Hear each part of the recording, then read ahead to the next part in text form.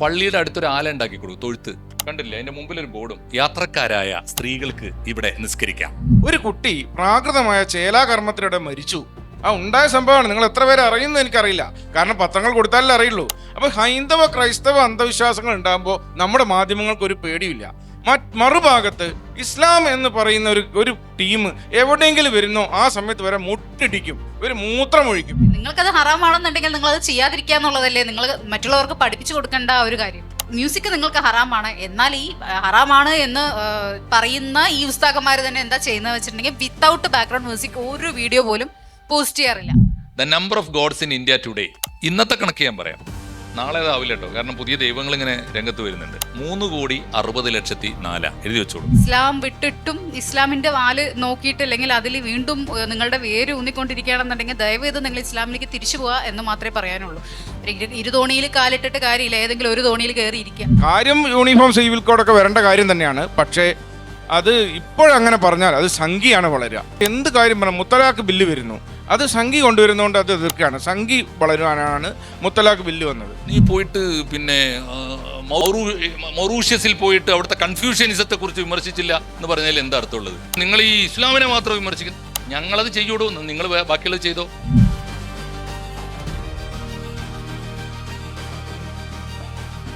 അപ്പോൾ നമ്മൾ ഈ പരിപാടിക്ക് മിണ്ടിപ്പോയരുത് സംഖ്യ വളരും എന്ന് ടൈറ്റിൽ ഇടാനുള്ള ഒരു കാരണം നിരന്തരമായി സോഷ്യൽ മീഡിയയിൽ വരുന്ന ഒരു പ്രശ്നമാണ്. ഞാനൊക്കെ എന്ത് പോസ്റ്റ് ഇട്ടാലും അതിൻ്റെ അടിയിൽ പലപ്പോഴും കാണുന്നൊരു കാര്യം, നിങ്ങൾ പറയുന്നതൊക്കെ ശരിയാണ്, പക്ഷേ ഇത് ഇപ്പോൾ പറയാൻ പറ്റുമോ? ഈ സംഖ്യകൾക്ക് വളം വെക്കുകയല്ലേ സ്വതന്ത്രചിന്തകർ എന്ന് പറയുന്ന ആളുകൾ ചെയ്യുന്നത്. ഈയിടെ ഞാനും എൻ്റെ സുഹൃത്തുമായിട്ട് ദീർഘനേരം ഫോണിലൂടെ ഏക സിവിൽ കോഡിനെ കുറിച്ച്, യൂണിഫോം സിവിൽ കോഡിനെ കുറിച്ചൊരു വെറുതെ ഒരു സംവാദം നടത്തി. അപ്പോൾ അദ്ദേഹം ഈ ആരോപണങ്ങളൊക്കെ ഏകദേശം പൊളിഞ്ഞപ്പോൾ അദ്ദേഹം പറഞ്ഞ ഒരു പോയിന്റ്, കാര്യം യൂണിഫോം സിവിൽ കോഡൊക്കെ വരേണ്ട കാര്യം തന്നെയാണ്, പക്ഷേ അത് ഇപ്പോഴങ്ങനെ പറഞ്ഞാൽ അത് സംഖ്യയാണ് വളരുക. അപ്പോൾ നമ്മുടെ നാട്ടിൽ നോക്കി എന്ത് കാര്യം പറഞ്ഞാൽ മുത്തലാഖ് ബില്ല് വരുന്നു, അത് സംഖ്യ കൊണ്ടുവരുന്നതുകൊണ്ട് അത് എതിർക്കുകയാണ്. സംഖ്യ വളരുവാനാണ് മുത്തലാഖ് ബില്ല് വന്നത്. എന്ത് കാര്യം വന്നാലും ഇപ്പോൾ നമ്മൾ AP അഹമ്മദ് മാഷ് ഇവിടെ ഇരിക്കുന്നുണ്ട്. ഞാനൊക്കെ അത്ഭുതത്തോടെ നോക്കുന്നത്, പണ്ട് ഞാൻ 2010 കാലത്തൊക്കെ മാധ്യമത്തിൽ പത്രപ്രവർത്തകനായിരുന്നൊരു കാലത്ത് മാധവിക്കുട്ടിയുടെ മതം മാറ്റം സംബന്ധിച്ച് വലിയൊരു ചർച്ച ഈ മേഖലയിലൊക്കെ നടന്നിരുന്നു. അന്ന് എല്ലാവർക്കും അറിയാം അതൊരു ലവ് ജിഹാദ് പോലത്തെ ഒരു സംഭവമായിരുന്നെന്നും ആ മതം മാറ്റിയ നരാധമൻ്റെ പേര് എല്ലാവർക്കും അറിയാം. ഒരു പത്രത്തിലും അടിച്ചു വന്നിട്ടില്ല. സധൈര്യം അത് പറഞ്ഞൊരു ആളാണ് അഹമ്മദ് മാഷ്. അദ്ദേഹം മാത്രമാണ് അതിന് പിന്നിലുള്ള ഗൂഢാലോചനകൾ തുറന്നു പറഞ്ഞത്. അതുപോലെ ചേകന്നൂർ മൗലവിയുടെ കേസ് വരിക, നമ്മുടെ നാട്ടിലെ സാംസ്കാരിക നായകർ വായിൽ പഴം തിരികെ പോലെ ഇരിക്കുകയാണ് ചെയ്യുക. ഒരക്ഷരം അവർ ഇതിൽ പ്രതികരിച്ചതായോ ഇന്ന് വരെ നമ്മുടെ നിയമസഭയിൽ അതേക്കുറിച്ച് ഒരു പ്രമേയവും വന്നിട്ടില്ല. ഈയിടെയും ഒരു സാംസ്കാരിക നായകൻ, ഇടതുപക്ഷ സാംസ്കാരിക നായകൻ പറഞ്ഞത്, ഇത് നമ്മൾ പറഞ്ഞാൽ സംഖ്യ വളരുമെന്നാണ്. അപ്പോൾ നമുക്കൊന്നും പറയാൻ വയ്യ, എന്ത് പറഞ്ഞാലും സംഖ്യ വളരും എന്നാണ്. അപ്പോൾ സംഖ്യ വളരുമെന്ന് കേട്ട് നമ്മൾ ഇങ്ങനെ മിണ്ടാതിരുന്ന് കാലം കഴിക്കണോ? എന്തെല്ലാം കാര്യങ്ങളാണ് സംഖ്യയെ പേടിച്ച് നമുക്ക് പറയാൻ പറ്റാത്തത്? ഇസ്ലാമോഫോബിയ എന്ന് വിളിക്കുന്നതിനേക്കാൾ വലിയൊരു ഫോബിയല്ലേ സംഘോഫോബിയ എന്നുള്ള ചോദ്യമാണ് ഈ ചർച്ചയിൽ ഞാൻ ഉയർത്താൻ ആഗ്രഹിക്കുന്നത്. മാഷക്ക് ഇതേപോലെ തന്നെ ഒരു പ്രശ്നം നേരിട്ടിട്ടില്ലേ? പലപ്പോഴായി മാഷ് നേരിട്ടൊരു പ്രശ്നമാണ് സംഖ്യ വളരും എന്നുള്ളത്. എന്ത് അഭിപ്രായത്തിൻ്റെ അടിസ്ഥാനത്തിലാണ് അങ്ങനെ വരുന്നതെന്ന് മാഷ് പരിശോധിച്ചിട്ടുണ്ടോ? ഒരു തവണയല്ല, ഒരുപക്ഷെ കഴിഞ്ഞ 30 കൊല്ലമായിട്ട്, ഇപ്പോഴാണിത് മാധ്യമ ശ്രദ്ധ കിട്ടിയതെന്നേ ഉള്ളൂ. കഴിഞ്ഞ 30 കൊല്ലമായിട്ട് ഞങ്ങളൊക്കെ, ഞാനും റിജുവും ഉൾപ്പെടെയുള്ളവരൊക്കെ ഇടതുപക്ഷ സാംസ്കാരിക പ്രവർത്തകന്മാരായിരുന്നു ദീർഘകാലം. അന്ന് നേരിട്ട ഓരോ പ്രശ്നങ്ങൾ വരുമ്പോഴും ഇത് ആർക്കാണ് ഗുണം ചെയ്യുക, മാഷ് എന്തിനാണ് ആ വിഷയം ഇപ്പോൾ എടുത്തിട്ടത് തുടങ്ങിയ ചോദ്യങ്ങൾ ചോദിച്ചുകൊണ്ടേയിരുന്നു. ഇപ്പോൾ ഏറ്റവും ഒടുവിലത്തെ കുറേ ഇഷ്യൂസാണ് എനിക്ക് തോന്നുന്നു ഏറ്റവും ചുരുങ്ങിയത് കഴിഞ്ഞ ഞങ്ങളുടെയൊക്കെ സാംസ്കാരിക പ്രവർത്തനത്തിനിടയിൽ മലയാളത്തിൻ്റെ പ്രധാനപ്പെട്ട അജണ്ടയായി വന്ന 10-20 പ്രശ്നങ്ങളെങ്കിലും നമുക്ക് ചൂണ്ടിക്കാണിക്കാൻ പറ്റും. ഇപ്പോൾ എല്ലാം വിസ്തരിച്ച് പോകണ്ട. ഇപ്പോൾ ഞാൻ ആദ്യം നേരിട്ടൊരു ചോദ്യം, ഇപ്പോൾ ഇതിൽ ബേസിക്കായിട്ട് നമ്മൾ അറിഞ്ഞിരിക്കേണ്ട ഒരു കാര്യം, എല്ലാ ഫോബിയയും എല്ലാ മാനിയയും മനോരോഗങ്ങളാണ്. അവിടെയാണ് നമ്മൾ തുടങ്ങേണ്ടത്. നമുക്ക് ആരെങ്കിലും പേടിച്ചിട്ടൊരു കാര്യം പറയാൻ തോന്നുന്നില്ല. ആരോടെങ്കിലുമുള്ള അമിതമായ ആർത്തിയോ പ്രതിപത്തിയോ ഇഷ്ടമോ കൊണ്ട് അയാൾക്കെതിരായി ഒന്നും പറയാൻ പറ്റുന്നില്ല. രണ്ടും ഒരുപോലെ അപകടമാണ്, നമ്മളെ തിരിച്ചറിയാതെ പോകുന്നതാണ്. ഞാൻ ആദ്യം ഇപ്പോൾ സിമ്പിളായിട്ട് ചില കാര്യങ്ങൾ തുടക്കത്തിൽ പറയാം, ബാക്കി എല്ലാവരും ഇപ്പോൾ ഷാജിദക്കും കുറേ പറയാനുണ്ടാവും. നമുക്കിത് ഞങ്ങളിങ്ങനെ ഓരോരോ 2 മിനിറ്റ് വീതം പറഞ്ഞുകൊണ്ടിരിക്കുക, അതായിരിക്കും നന്നാവുക. എന്നാൽ ഒരാൾ തന്നെ എങ്ങനെ സംസാരിക്കുന്നതിൻ്റെ ഒരു ബോറിങ് ഉണ്ടാവില്ല. അപ്പോൾ ഞാൻ ആദ്യം സംസാരിച്ചൊരു കാര്യം നിങ്ങൾക്ക് ഓർമ്മയുണ്ടാവും, ഭൂരിപക്ഷ വർഗീയത ന്യൂനപക്ഷ വർഗീയത, ഒരു ദ്വന്ദ്വം ചർച്ചക്കിട്ടൊരു കാലം ഉണ്ടായിരുന്നല്ലോ. ഇപ്പോൾ അത് ഏതാണ്ട് കുറഞ്ഞിട്ടുണ്ട്. ഞാൻ ചോദിച്ചു, വർഗീയത എന്ന വിപത്തിനെ എങ്ങനെയാണ് ഡെമോഗ്രാഫിക്കായിട്ട് നിങ്ങൾ വിലയിരുത്തുക? വിജയമാഷും കടമറ്റൊക്കെ ഉണ്ടായ കാലത്ത് ഞങ്ങൾ സാംസ്കാരിക രംഗത്ത് ഉയർത്തിയ ഇഷ്യൂ ആണ്. എങ്ങനെയാണത്? ഞാൻ ചോദിച്ചു, ഇത് ആപേക്ഷികമല്ലേ? ഇപ്പോൾ ഉദാഹരണത്തിന് ആളുകളുടെ തലയെണ്ണി കണക്ക് വെച്ചിട്ടാണ് വർഗീയത വിപത്ത് ഏത് വിപത്താണ്, ഏത് വർഗീയതയാണ് മാരകം എന്ന് കണക്കാക്കുക. അപ്പം ഞാൻ ചോദിച്ചു, ലോകം ഗ്ലോബൽ യൂണിറ്റ് ആയിട്ട് എടുത്തു കഴിഞ്ഞാൽ ആരാ ഏതാണ് കൂടിയ വർഗീയത? അപ്പം ഞാൻ പറഞ്ഞു, ക്രിസ്ത്യൻ വർഗീയതയാണ് മാരകം, നമ്പർ 1. നമ്പർ 2 മുസ്ലിം വർഗീയതയാണ്. അപ്പം എന്താ ആൻസർ എന്നറിയോ? നിങ്ങൾ മനഃപൂർവ്വം RSSനെ പറയാതിരിക്കാനാണ്. ഇനി ഞാൻ ചോദിച്ച ചോദ്യം, ഇത് ആപേക്ഷികമല്ലേ? ലോകത്തിൻ്റെ ഭൂരിപക്ഷമാണോ ഇന്ത്യയിലെ ഭൂരിപക്ഷം? ഇന്ത്യയിലെ ഭൂരിപക്ഷമാണോ കേരളത്തിൻ്റെ ഭൂരിപക്ഷം? കേരളത്തിൻ്റെ ഭൂരിപക്ഷമാണോ എൻ്റെ മലപ്പുറത്തിൻ്റെ ഭൂരിപക്ഷം? അങ്ങനെയാണെങ്കിൽ നിങ്ങൾ ഈ ഭൂരിപക്ഷം ന്യൂനപക്ഷം തീരുമാനിക്കുമ്പോൾ അതിൻ്റെ ഒരു ജോഗ്രാഫിക് എൻറ്റിറ്റി കൂടി തീരുമാനിക്കണം. ഇതല്ലേ ലോജിക്? ഇതിനല്ലേ സ്വതന്ത്ര ചിന്ത എന്ന് പറയുക? ഇത് പറഞ്ഞാൽ പറയുന്ന കാര്യമാണ്. RSS പറയാതിരിക്കാനാണ്, അവരെ ഗുഡ് ബുക്കിൽ ചേർക്കാനാണ്. ഇത് അന്ന് തുടങ്ങിയതാണ്. കുറേ ഇഷ്യൂസ് ഉണ്ട്, ഇത്തരം ഇഷ്യൂസ് ധാരാളം ഉണ്ട്. ഇത് അതുപോലെ ഫാസിസം ഇപ്പോഴും തീരുമാനമായിട്ടില്ല നമുക്ക്. ഫാസിസം വന്നോ വന്നില്ലേ, പാതി വഴിയിലെത്തിയോ, എവിടെ ഇപ്പം നിൽക്കുന്നത്, അതിനൊന്നും ഉത്തരവില്ല. പക്ഷെ ഞാൻ അന്ന് ചോദിച്ചൊരു ചോദ്യമുണ്ട്, നിങ്ങൾ ഫാഷിസം എന്ന് വിളിക്കുന്നത് മതരാഷ്ട്രത്തെയാണോ? എങ്കിൽ നിങ്ങൾക്ക് ആദ്യം അത് ആരോപിക്കേണ്ടത് ഇസ്ലാമിന് നേരെയാണ്. മതരാഷ്ട്രം എന്ന് പറയും. എന്നിട്ട് ഞാൻ പറഞ്ഞൊരു കാര്യം ഇതാണ്, ഇന്ത്യ ഒരു മതരാഷ്ട്രമായി തീരുക സാധ്യമല്ല. ഒരു ജനാധിപത്യ രീതിയിൽ തിരഞ്ഞെടുക്കപ്പെട്ട ഗവൺമെന്റിനെയാണ് ഇപ്പോഴും ഫാസിസ്റ്റ് എന്ന് വിളിക്കുന്നത്. ആലോചിച്ച് നോക്കൂ. ഈ ഭരണഘടനയെ അട്ടിമറിക്കാൻ ശ്രമിച്ച ആളുകൾ ചരിത്രത്തിൽ പരാജയപ്പെട്ടു പോയിട്ടുണ്ട്. ഞാൻ ഉറച്ചു വിശ്വസിക്കുന്നു, ആണുങ്ങളായി ഇതുവരെ ഭരിച്ചവരും ഇനി ഭരിക്കാനിരിക്കുന്നവരുമായ ഇന്ത്യയിൽ ആരെക്കാളും മികച്ച ഭരണാധികാരിയായിരുന്നു ഇന്ദിരാഗാന്ധി. അവർക്ക് സാധിച്ചിട്ടില്ല ഇത് അട്ടിമറിക്കാൻ. അതുകൊണ്ട് ഇന്ത്യ ഫാസിസ്റ്റ് ആണോ? ഇനി രണ്ടാമത്തെ കാര്യം, അപ്പോൾ അതുകൊണ്ട് നിങ്ങൾ തിരഞ്ഞെടുക്കപ്പെട്ട ഒരു ഗവൺമെന്റിനെയാണോ ഫാസിസ്റ്റ് എന്ന് വിളിക്കുന്നത്? അതല്ല, ഒരു ഭരണകൂടത്തെയും ഭരണഘടനയെയും അട്ടിമറിച്ചിട്ട് നാളെ രാവിലെ 11 മണി കഴിഞ്ഞ് 20 മിനിറ്റ് ഉള്ളപ്പോൾ മുതൽ ഈ രാജ്യം യേശുദേവന്റെ രാജ്യമായുമെന്ന് പ്രഖ്യാപിച്ചൊരു ജർമ്മനി ഉണ്ടല്ലോ. ഞാൻ ചോദിച്ചു, നിങ്ങൾ എന്താണ് ആ രാജ്യത്തെ നിങ്ങൾ മതരാഷ്ട്രം എന്ന് വിളിക്കാത്തത്? അതൊരു പ്രശ്നമുണ്ടല്ലോ, എല്ലാവർക്കും ഉണ്ടാ പ്രശ്നം. ഞാൻ പറഞ്ഞു, കത്തോലിക്ക ക്രിസ്ത്യാനിക്കും എന്താ അതിൻ്റെ അർത്ഥം? വർഗീയത ഏതെങ്കിലും ഒരു ഒരു ഒരു ഒരു ഒരു മതത്തിൻ്റെ അടുക്കളയിലൂടെ മാത്രം വരുന്നതല്ല എന്നതിൻ്റെ അർത്ഥം. എവിടെയും വരാം. അതുകൊണ്ട് മതരാഷ്ട്രം എന്ന് പറയുന്നതിനെ ഒരു രാജ്യം ഒരു ദൈവം വന്ന് ഒരു രാജ്യത്തെ കീഴടക്കുന്നതാണെങ്കിൽ നിങ്ങൾ ലോകത്തിലെ ഏറ്റവും അവസാനം പ്രതീക്ഷിച്ചാൽ മതി. ഇന്ത്യയിൽ ബിലീവ് മീ, ഏറ്റവും അവസാനം പ്രതീക്ഷിച്ചാൽ മതി. അതിന് ഞാൻ ഉത്തരം പറയാം. അതിനെന്താ കാരണം എന്ന് ഞാൻ പറയാം. ജർമ്മനിയിൽ നിന്ന് ചില പാഠങ്ങൾ പഠിക്കാനുണ്ടെന്ന് പറഞ്ഞ് ഒരുപാട് ദാർശനികന്മാരുണ്ട് പല ഭാഗത്തു നിന്നും. കമ്മ്യൂണിസ്റ്റുകാർ ഇപ്പോഴും പറഞ്ഞുകൊണ്ടിരിക്കുന്നുണ്ട്, RSS സൈദ്ധാന്തികന്മാർ പറഞ്ഞിട്ടുണ്ട്. ജർമ്മനിയിൽ നിന്ന് ഞാനും നിങ്ങളും ആദ്യം പഠിക്കേണ്ട പാഠം എന്താണെന്നറിയോ? ഒരു വളരെ സീരിയസ് ആയിട്ട് ഈ വിഷയത്തിൻ്റെ പിന്നാലെ കഴിഞ്ഞ കുറേ കാലമായിട്ട് നടക്കുന്ന ഒരാളാണ് ഞാൻ പറയുന്നത്. ജർമ്മനി എന്തുകൊണ്ടാണ് തോറ്റുപോയത്? ജർമ്മനിയിൽ എന്തുകൊണ്ടാണ് ജനാധിപത്യം തോറ്റുപോയത്? ഒറ്റ കാര്യമുള്ളൂ. നമ്മൾ ജർമ്മനിയിൽ ഒരു ഡെമോഗ്രാഫിക്കൽ സോഷ്യോളജി പഠിക്കാത്തതുകൊണ്ടാണ്. ജർമ്മനിയിൽ ഏറ്റവും ഭൂരിപക്ഷം ആരായിരുന്നു? കത്തോലിക്ക ക്രിസ്ത്യാനിയായിരുന്നു. ഏറ്റവും വലിയ മൈനോറിറ്റി ആരായിരുന്നു? ജൂതന്മാരാണ്. മൂന്നാമത്തേതിനെ കുറിച്ച് ആരും പറയാറില്ല. എന്താ മിണ്ടാത്തത്? ജർമ്മനിയിൽ 3 പ്രധാനപ്പെട്ട ദൈവങ്ങൾ ഉണ്ടായിരുന്നല്ലോ. 1 കത്തോലിക്ക ക്രിസ്ത്യാനിയുടെ ദൈവം, 2 ജൂതൻ്റെ ദൈവം, 3 ഇസ്ലാമിൻ്റെ ദൈവം. ഈ ഇസ്ലാമിൻ്റെ ദൈവം അവിടെ ചെയ്ത പണി എന്താണെന്നറിയോ? അതാരെങ്കിലും എന്താ പഠിക്കാത്തത്? ഇസ്ലാമിൻ്റെ ദൈവം ചെയ്തത് ജർമ്മനിയിലെ ഹിറ്റ്ലറുടെ കാലഘട്ടത്തിലെ ജർമ്മനിയിലെ 30s ജർമ്മൻ ഇസ്ലാം ചെയ്തത് ഇസ്ലാമിക് നാസിസം ഉണ്ടാക്കുകയാണ്. അവിടെ ഒരു നാസി ഇസ്ലാം ഉണ്ടാക്കിയിട്ട് ഹിറ്റ്ലറുടെ കൂടെ നിന്ന ആളുകളാണ് ഇപ്പോൾ ഇവിടെ ഫാസിസം എന്ന് പറഞ്ഞിട്ട് ഹിറ്റ്ലറെ മാതൃകയാക്കി പറയുന്നത്. ഞാൻ പറഞ്ഞത് എന്തുകൊണ്ടാണ് ജൂതന്മാർ കൊല്ലപ്പെട്ടത് എന്ന ചോദ്യത്തിന് അവിടുത്തെ രണ്ടാമത്തെ ന്യൂനപക്ഷമായ മുസ്ലിം ലീഡർഷിപ്പ് ഇസ്ലാമിക് റെജിമെൻ്റ് ഉണ്ടാക്കിയിട്ട് ഹിറ്റ്ലറുടെ കൂടെ നിന്നിട്ടാണ് ജൂതന്മാരെ കൊന്നത്. ജൂതന്മാരുള്ള വിരോധം നേരത്തെ പറഞ്ഞല്ലോ, നേരത്തെ RC പറഞ്ഞില്ലേ, ജൂതന്മാരുള്ള വിരോധം അത് ലോങ് ബാക്ക് അതുണ്ട്. അതുകൊണ്ട് ഈ മാതിരി കാര്യങ്ങളൊക്കെ പറയുമ്പോൾ അടുത്ത ഉത്തരം അതാണ്, ഇസ്ലാമിനെ പ്രതിക്കൂട്ടി നിർത്താനാണ്. ഈ രണ്ട് എൻ്റെ ഒരു ആദ്യകാലത്തെ ഞാൻ നേരിട്ട രണ്ട് സെറ്റ് ബാക്ക്, അല്ലെങ്കിൽ ഈ ഇത് ഈ പറഞ്ഞ സാധനം ഇതിനിപ്പോൾ വളരെ കൃത്യമാണത്. നിങ്ങൾ കഴിഞ്ഞ ആഴ്ച ഞാനും റിജു ഒക്കെ കഴിഞ്ഞ മാസം റിജു ഒക്കെ ഉള്ള ടൗൺ ഹാളിൽ മലയാളത്തിലെ എല്ലാവരും ആദരിക്കുന്ന ഞങ്ങൾക്ക് പ്രിയപ്പെട്ട കാരശ്ശേരി മാഷും ഇതേ പ്രശ്നം, ചില കാര്യങ്ങൾ ചില കാലങ്ങളിൽ മിണ്ടാൻ പാടില്ല, അത് സംഘപരിവാർ ഉപയോഗിക്കും. ഞാൻ റിജുവാണ് സ്വാഗതം പറഞ്ഞല്ലേ ആ യോഗത്തിൽ. ഞാൻ മാഷോട് ചോദിച്ചു, അല്ല സാർ, നിങ്ങളൊക്കെ പറഞ്ഞ കാര്യങ്ങൾ ഞങ്ങളുടെ ഓർമ്മയിലുണ്ടല്ലോ, നിങ്ങൾ പറഞ്ഞ കാര്യങ്ങൾ ഇപ്പോൾ പറഞ്ഞാൽ എന്താണ് അത് വസ്തുതയല്ലാതാവുമോ എന്ന് ചോദിച്ചുകൊണ്ട് ഈ പറഞ്ഞ യൂണിഫോം സിവിൽ കോഡ് ഉൾപ്പെടെയുള്ള പ്രശ്നങ്ങൾ ഞാൻ പറയുണ്ടായി. ഇനി എനിക്ക് തോന്നുന്നു ഇതുപോലെ ഓരോന്നോ എനിക്ക് എൻ്റെ ഓർമ്മയിലുള്ള ഇഷ്യൂസ് തന്നെ ധാരാളം ഉണ്ട്. ഞാൻ തന്നെ പറഞ്ഞ് ഇപ്പോൾ പറഞ്ഞ് തുടങ്ങി വെക്കുന്നതേ ഉള്ളൂ. ഇനി ഷാജിദ് പറയും. ആക്ച്വലി ഞാനൊരു സംഖ്യ ആയി കഴിഞ്ഞിട്ട് ഏകദേശം 3 വർഷമായി. ഈ സംഖ്യ ആയത് എങ്ങനെയാണെന്ന് വെച്ചിട്ടുണ്ടെങ്കിൽ സ്ത്രീകൾക്കെതിരെ ഉള്ള വരുന്ന ഓരോ അക്രമങ്ങൾ, ലൈക്ക് പീഡന കഥകൾ, നമ്മുടെ താലിബാൻ അഫ്ഗാനിസ്ഥാനിലുള്ള നടന്നിട്ടുള്ള, ഒരിക്കലും ഒരു മനുഷ്യനും അക്സെപ്റ്റ് ചെയ്യാൻ പറ്റാത്ത രീതിക്ക് നടന്നിട്ടുള്ള കുറേ ക്രൂരതകളുണ്ട്. അതും സ്ത്രീകൾക്കെതിരെ, അപ്പോൾ സ്ത്രീകൾക്കും കുട്ടികൾക്കെതിരെ നടന്നിട്ടുള്ള. അപ്പോൾ ഇങ്ങനെയുള്ള കാര്യങ്ങൾക്ക് പ്രതിരോധിച്ച് അല്ലെങ്കിൽ അതിനെതിരെ പ്രതികരിച്ചത് കൊണ്ട് അന്നു മുതൽ തന്നെ ഞാൻ സംഖ്യയാവും. അപ്പോൾ ഇതിൽ സംഖ്യയിൽ കുറേ വെറൈറ്റീസ് ഉണ്ട്. അത് നിങ്ങൾക്ക് അറിയാൻ പറ്റുമോ എന്ന് എനിക്കറിയില്ല. ഒന്ന് കൃസംഖി, ശാഖാസംഖി, മൂന്നാമത്തത് എസംഖി, എസൻസിലെ സംഖ്യകൾ. അപ്പോൾ ഞങ്ങൾ എല്ലാവരും തന്നെ എസംഖി ഗ്യാങ്ങിലുള്ള ആളുകളാണ്. അപ്പോൾ ഈ ഒരു എസംഖി എന്നുള്ള കാര്യം ഞാൻ റീസെൻ്റ്ലി ഇപ്പോൾ 1 വീക്കായി ഈ എസംഖി എന്നുള്ള ഒരു വേർഡ് കേൾക്കുന്നു. ഒരു പീഡനം നടന്നു. അതിന് ഞാൻ ഒരു ഇൻസ്റ്റഗ്രാം പോസ്റ്റിന് കമൻ്റ് ഇട്ടതായിരുന്നു. അതിന് താഴെയാണ് ഒരു വിശ്വാസി വന്ന് കമൻ്റ് ഇട്ടത്, ഷൂനക്കി എസംഖി എന്നായിരുന്നു. എത്തിയോ ഷൂനക്കി എസംഖി.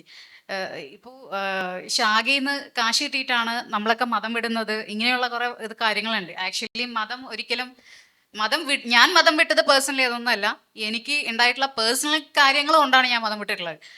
കുറേ ചോദ്യങ്ങൾ, അതായത് ഒരു ഈക്വാലിറ്റി ഇല്ലായ്മ, അതുപോലെ ഇപ്പോൾ ലീഗലി ഒരു ഡിവോഴ്സിന് പോകുന്ന സമയത്ത് ഒരു ഡിവോഴ്സിന്, ഇപ്പോൾ എൻ്റെ ഡിവോഴ്സ് ഞാൻ ഫയൽ ചെയ്തിട്ടുണ്ടായിരുന്നു. എൻ്റെ ഡിവോഴ്സ് ഫയൽ ചെയ്യുന്ന സമയത്ത് കോടതി പറയുകയാണ്, ഞാൻ മനസ്സിലാക്കി വെച്ചിരുന്നത് ഒരു ആസ് പെർ ഇന്ത്യൻ ലോ നമുക്ക് ഒരു ഭാര്യയിൽ കൂടുതൽ ഭാര്യമാരുണ്ടെങ്കിൽ അത് ക്രിമിനൽ ഒഫൻസ് ആണ്, അത് ലീഗലി ചെയ്യാൻ പാടില്ല, അത് അറസ്റ്റ് ചെയ്യപ്പെടും എന്നായിരുന്നു ഞാൻ മനസ്സിലാക്കി വെച്ചിരുന്നത്. ആ സമയത്തൊക്കെ ഞാനൊരു വിശ്വാസിയായിരുന്നു.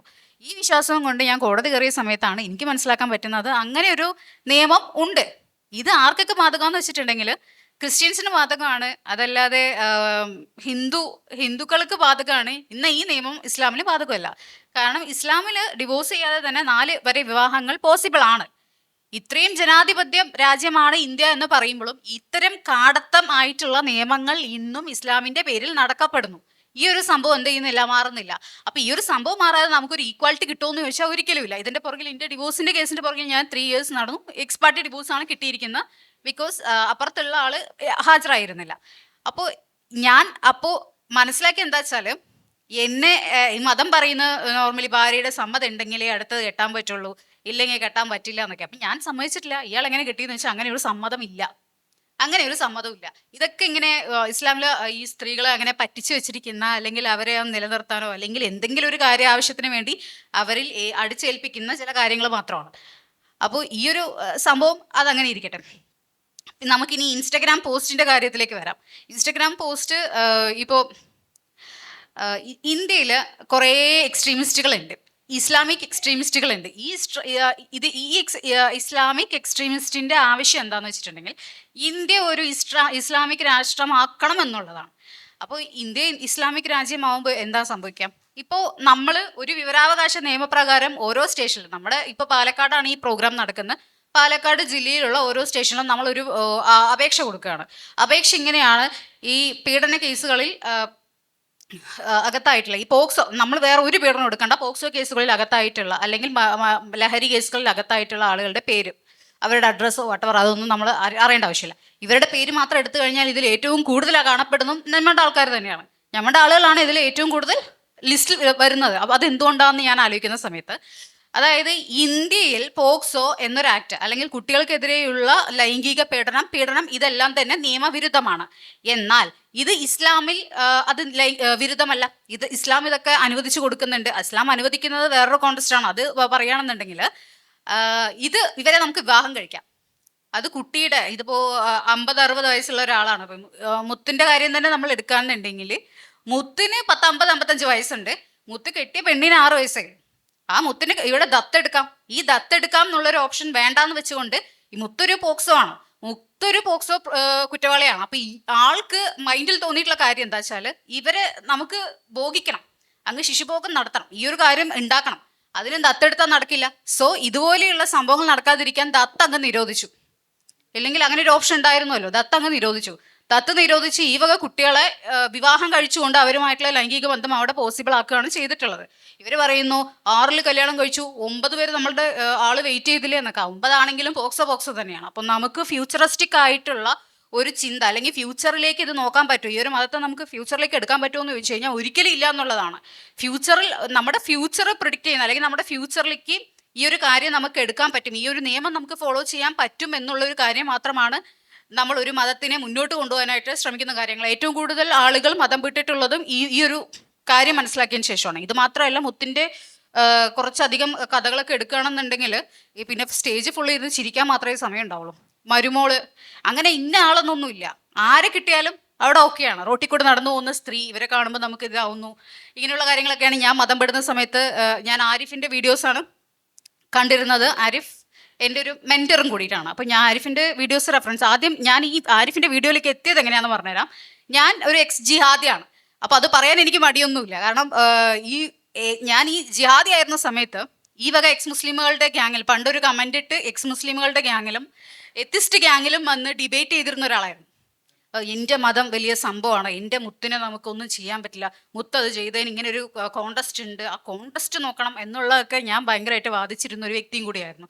പിന്നീട് അപ്പുറത്ത് നിന്നുള്ള ആൾ പറയുന്നതിൽ കാര്യമുണ്ട് എന്ന് മനസ്സിലാക്കുകയും പിന്നീട് ഈ കാര്യങ്ങളൊക്കെ sunna.com വഴി നമ്മൾ നോക്കുകയും ചെയ്ത് അങ്ങനെയാണ് ഇത് ഏറ്റവും വലിയ കള്ളമാണെന്നുള്ളത് മനസ്സിലായിട്ടുള്ളത്. ഇതെന്നല്ല, എല്ലാ മതങ്ങളും കള്ളം തന്നെയാണ്, നമുക്കൊരു മതത്തിനെ മാത്രമായിട്ട് പറയാൻ പറ്റില്ല.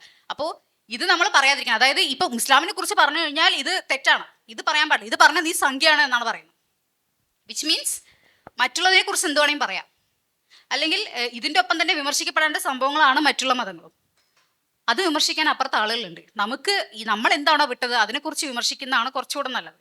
കാരണം ഇപ്പോൾ എൻ്റെ മതത്തിനെ, ഞാൻ വിട്ടുപോയ മതത്തിനെ കുറിച്ച് ഞാൻ വിമർശിക്കുമ്പോൾ എൻ്റെ പേരിൽ ഒരു മതനിന്ദ കേസ് കൊടുത്താലും അത് നമുക്ക് പ്രൂവ് ചെയ്യാൻ പറ്റും. മതനിന്ദ കേസ് അവിടെ നിൽക്കില്ല എന്നുള്ളതാണ് സത്യം.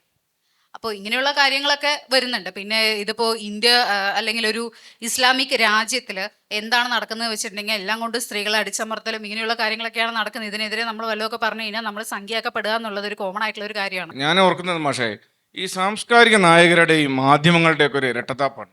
ഞാൻ വളരെ ദീർഘകാലമായി മാധ്യമപ്രവർത്തനം നടത്തിയ ഒരാളെന്ന നിലയിൽ അവിടെയൊക്കെ നമ്മുടെ പേരെടുത്ത് തന്നെ പറയുന്ന ചില കാര്യങ്ങൾ, മാതൃഭൂമി ആയാലും മനോരമയായാലും ഇന്ത്യാവിഷൻ ആയാലും മുമ്പുണ്ടായിരുന്ന ഇന്ത്യാവിഷൻ ആയാലും ഇപ്പോൾ നടക്കുന്ന റിപ്പോർട്ടർ ചാനലായാലും ഇവരെല്ലാവരും ആർക്ക് വേണ്ടിയാണ് ബാറ്റ് ചെയ്യുന്നത്? ഇവരൊക്കെ ഒരുപോലെ ഈ പറയുന്ന സംഘഭീതി എന്ന് പറഞ്ഞിട്ട് ഇല്ലാത്ത പ്രൊപ്പഗൻഡകൾ അടിച്ചുകൊണ്ട് വാർത്തകൾ സംസ്കരിക്കുന്ന ഒരുപാട് ഉദാഹരണങ്ങൾ എനിക്കുണ്ട്.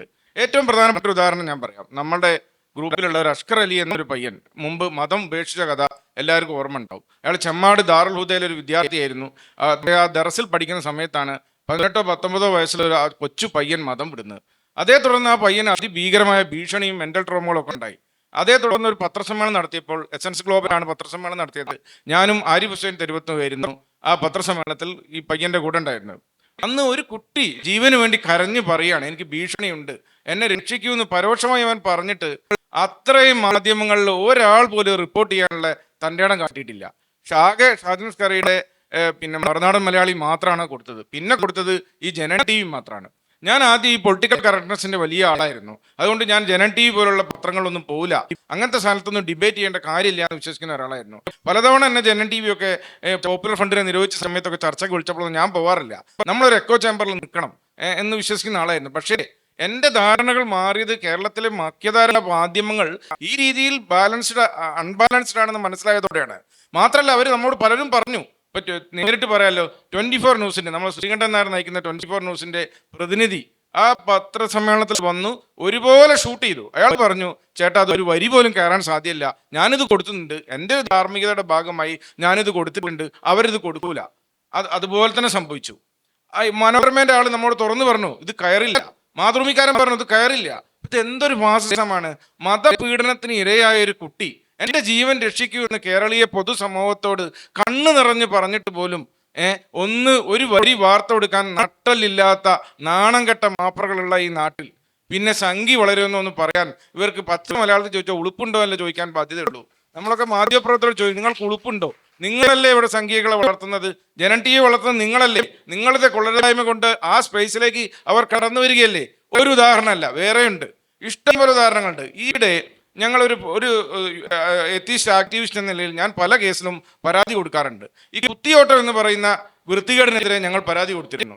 ആറ്റുകാൽ പൊങ്കാല ക്ഷേത്രത്തിനോട് അനുബന്ധിച്ച് നടക്കുന്നത് അത് വാർത്തയായി. എല്ലാ പത്രങ്ങളും ഏകദേശം ഇത് കൊടുത്തു. മാതൃഭൂമി കൊടുത്തു, ചെറിയ തോതിലാണെങ്കിലും ജനൻ TV കൊടുത്തു, ഈവൻ ജന്മഭൂമി വരെ കുത്തിയോട്ടത്തിനെതിരെ മനുഷ്യാവകാശ കമ്മീഷനിൽ പരാതി എന്ന് പറഞ്ഞ ചെറിയൊരു വാർത്ത കൊടുത്തു. അതിനുശേഷം ഒരു 1-2 കൊല്ലം കഴിഞ്ഞപ്പോൾ തൊടുപുഴയിൽ ഒരു സംഭവം ഉണ്ടായി. ഒരു കുട്ടി പ്രാകൃതമായ ചേലാകർമ്മത്തിനിടെ മരിച്ചു. ആ ഉണ്ടായ സംഭവമാണ്. നിങ്ങൾ എത്ര പേര് അറിയുന്നത് എനിക്കറിയില്ല, കാരണം പത്രങ്ങൾ കൊടുത്താലേ അറിയുള്ളൂ. ഈ കുട്ടിയെ വീട്ടിൽ വെച്ച് പ്രാകൃതമായി സുന്നത്ത് ചെയ്ത് ബ്ലീഡിംഗ് ഉണ്ടായി. തൊടുപുഴയിലെ ഒരു ആശുപത്രിയിലെ കുട്ടിയെ കൊണ്ടുവന്നു. അധികം കഴിയുന്നതിന് മുമ്പ് കുട്ടി ചോര വാർന്ന് മരിച്ചുപോയി. ഇത് തീർച്ചയായും വലിയൊരു പ്രശ്നം തന്നെയാണല്ലോ. ഇത് മാധ്യമപ്രവർത്തകൻ എന്ന നിലയിൽ വിവരം കിട്ടിയപ്പോൾ നമ്മൾ ഇതുപോലെ തന്നെ വാർത്ത ടൈപ്പ് ചെയ്ത് എല്ലാ പത്രങ്ങളുടെ ഓഫീസിലേക്ക് അയച്ചു. ഒരു മനുഷ്യനും കൊടുത്തില്ല. എന്താണിത് കൊടുക്കാൻ ഇവർക്ക് എത്ര പേടി? ഈ പ്രാകൃതമായി ഈ നൂറ്റാണ്ടിൽ ഒരു കുട്ടി ചോര വാർന്ന് മരിച്ചു പോയൊരു കേസിൽ ഇവർക്ക് പരാതി കൊടുക്കാൻ എന്താണ് പണി? ഇവർ വാർത്ത കൊടുക്കാൻ എന്താണ് മടി? ആ സാധനം ഞാൻ മനുഷ്യാവകാശ കമ്മീഷൻ അയച്ചു, ബാലാവകാശ കമ്മീഷൻ അയച്ചു. ബാലാവകാശ കമ്മീഷൻ സ്വമേധയാ കേസെടുത്തു. ആ കേസ് നിലനിൽക്കുന്നുണ്ട്. നമ്മൾ പോയി പരാതി കൊടുക്കണം, തെളിയിക്കണം എന്നാണ് ബാലാവകാശ കമ്മീഷൻ പറഞ്ഞുകൊണ്ടിരിക്കുന്നത്. അതിന് കേസ് ഇപ്പോൾ നടന്നുകൊണ്ടിരിക്കുകയാണ്. അപ്പോൾ ഇതൊരു വരി പോലും മാതൃഭൂമി കൊടുത്തില്ല, മനോരമ കൊടുത്തില്ല. അതും കൊടുത്തത് ജനൻ TV പോലത്തെ മാധ്യമങ്ങളാണ്. അതേസമയത്ത് കുത്തിയോട്ടം എല്ലാവരും കൊടുക്കും. അപ്പോൾ ഹൈന്ദവ ക്രൈസ്തവ അന്ധവിശ്വാസങ്ങൾ ഉണ്ടാകുമ്പോൾ നമ്മുടെ മാധ്യമങ്ങൾക്ക് ഒരു പേടിയില്ല. മറുഭാഗത്ത് ഇസ്ലാം എന്ന് പറയുന്ന ഒരു ടീം എവിടെയെങ്കിലും വരുന്നോ ആ സമയത്ത് വരെ മുട്ടിടിക്കും, ഇവർ മൂത്രമൊഴിക്കും എന്നതാണ് നമ്മുടെ യാഥാർത്ഥ്യം. അപ്പോൾ അലമോദ് മാഷോട് എനിക്ക് ചോദിക്കാനുള്ള ചോദ്യം, കേരളത്തിലെ സാംസ്കാരിക നായകർ എന്ന് പറയുന്ന ആളുകളുടെ ഒരു നട്ടലില്ലായ്മയെ കുറിച്ചാണ്. നമ്മുടെയൊക്കെ ഒരു സുഹൃത്തായ കോഴിക്കോട്ടെ റഫീഖ് മംഗലശ്ശേരി എന്ന നാടകത്തിന് അറിയാം.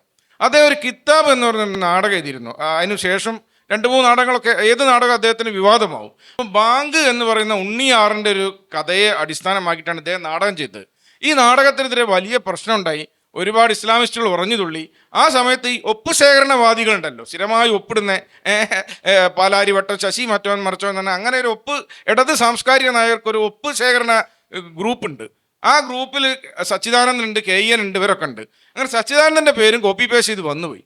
അപ്പോൾ ഇത് ഇസ്ലാമിനെതിരാണെന്ന് അറിഞ്ഞ ആ സമയത്ത് തന്നെ പിറ്റേന്ന് സച്ചിദാനന്ദൻ പറയാണ്, അങ്ങനെയല്ല, ഞാനതിൽ ഒപ്പിട്ടിട്ടില്ല എന്ന്. ഏത് ആവിഷ്കാര സ്വാതന്ത്ര്യത്തിന് വേണ്ടി അറഞ്ചും പുറഞ്ചും ബാധിക്കുന്ന കവി സച്ചിദാനന്ദൻ പറയാണ്, ഒരാളുടെ ആവിഷ്കാര സ്വാതന്ത്ര്യമല്ലേ. ഉണ്ണിയാർ എന്താ പറഞ്ഞത്? ഉണ്ണിയാറിൻ്റെ കഥയെ അടിസ്ഥാനമാക്കിയാണ് ചെയ്ത്. ഈ ഉണ്ണിയാർ പറഞ്ഞത് എൻ്റെ കഥയെ വികലമാക്കിയെന്ന്. ആ റഫീഖ് മംഗലശ്ശേരി എന്ന പാവം മനുഷ്യനെ ജോസഫ് മാഷിയുടെ കൈ വെട്ടിയ പോലെ വർഗീയവാദികളുടെ മുന്നിലേക്ക് ഒരു എറിഞ്ഞു കൊടുത്തു. ഇന്ന് നമ്മൾ ഇരിക്കുന്നത് ജോസഫ് മാഷിൻ്റെ കൈവെട്ടിയതിൻ്റെ പിറ്റേന്നാട്ടോ. 4-ാം തീയതിയാണ് ജോസഫ് മാഷിൻ്റെ കൈവെട്ടിയത്.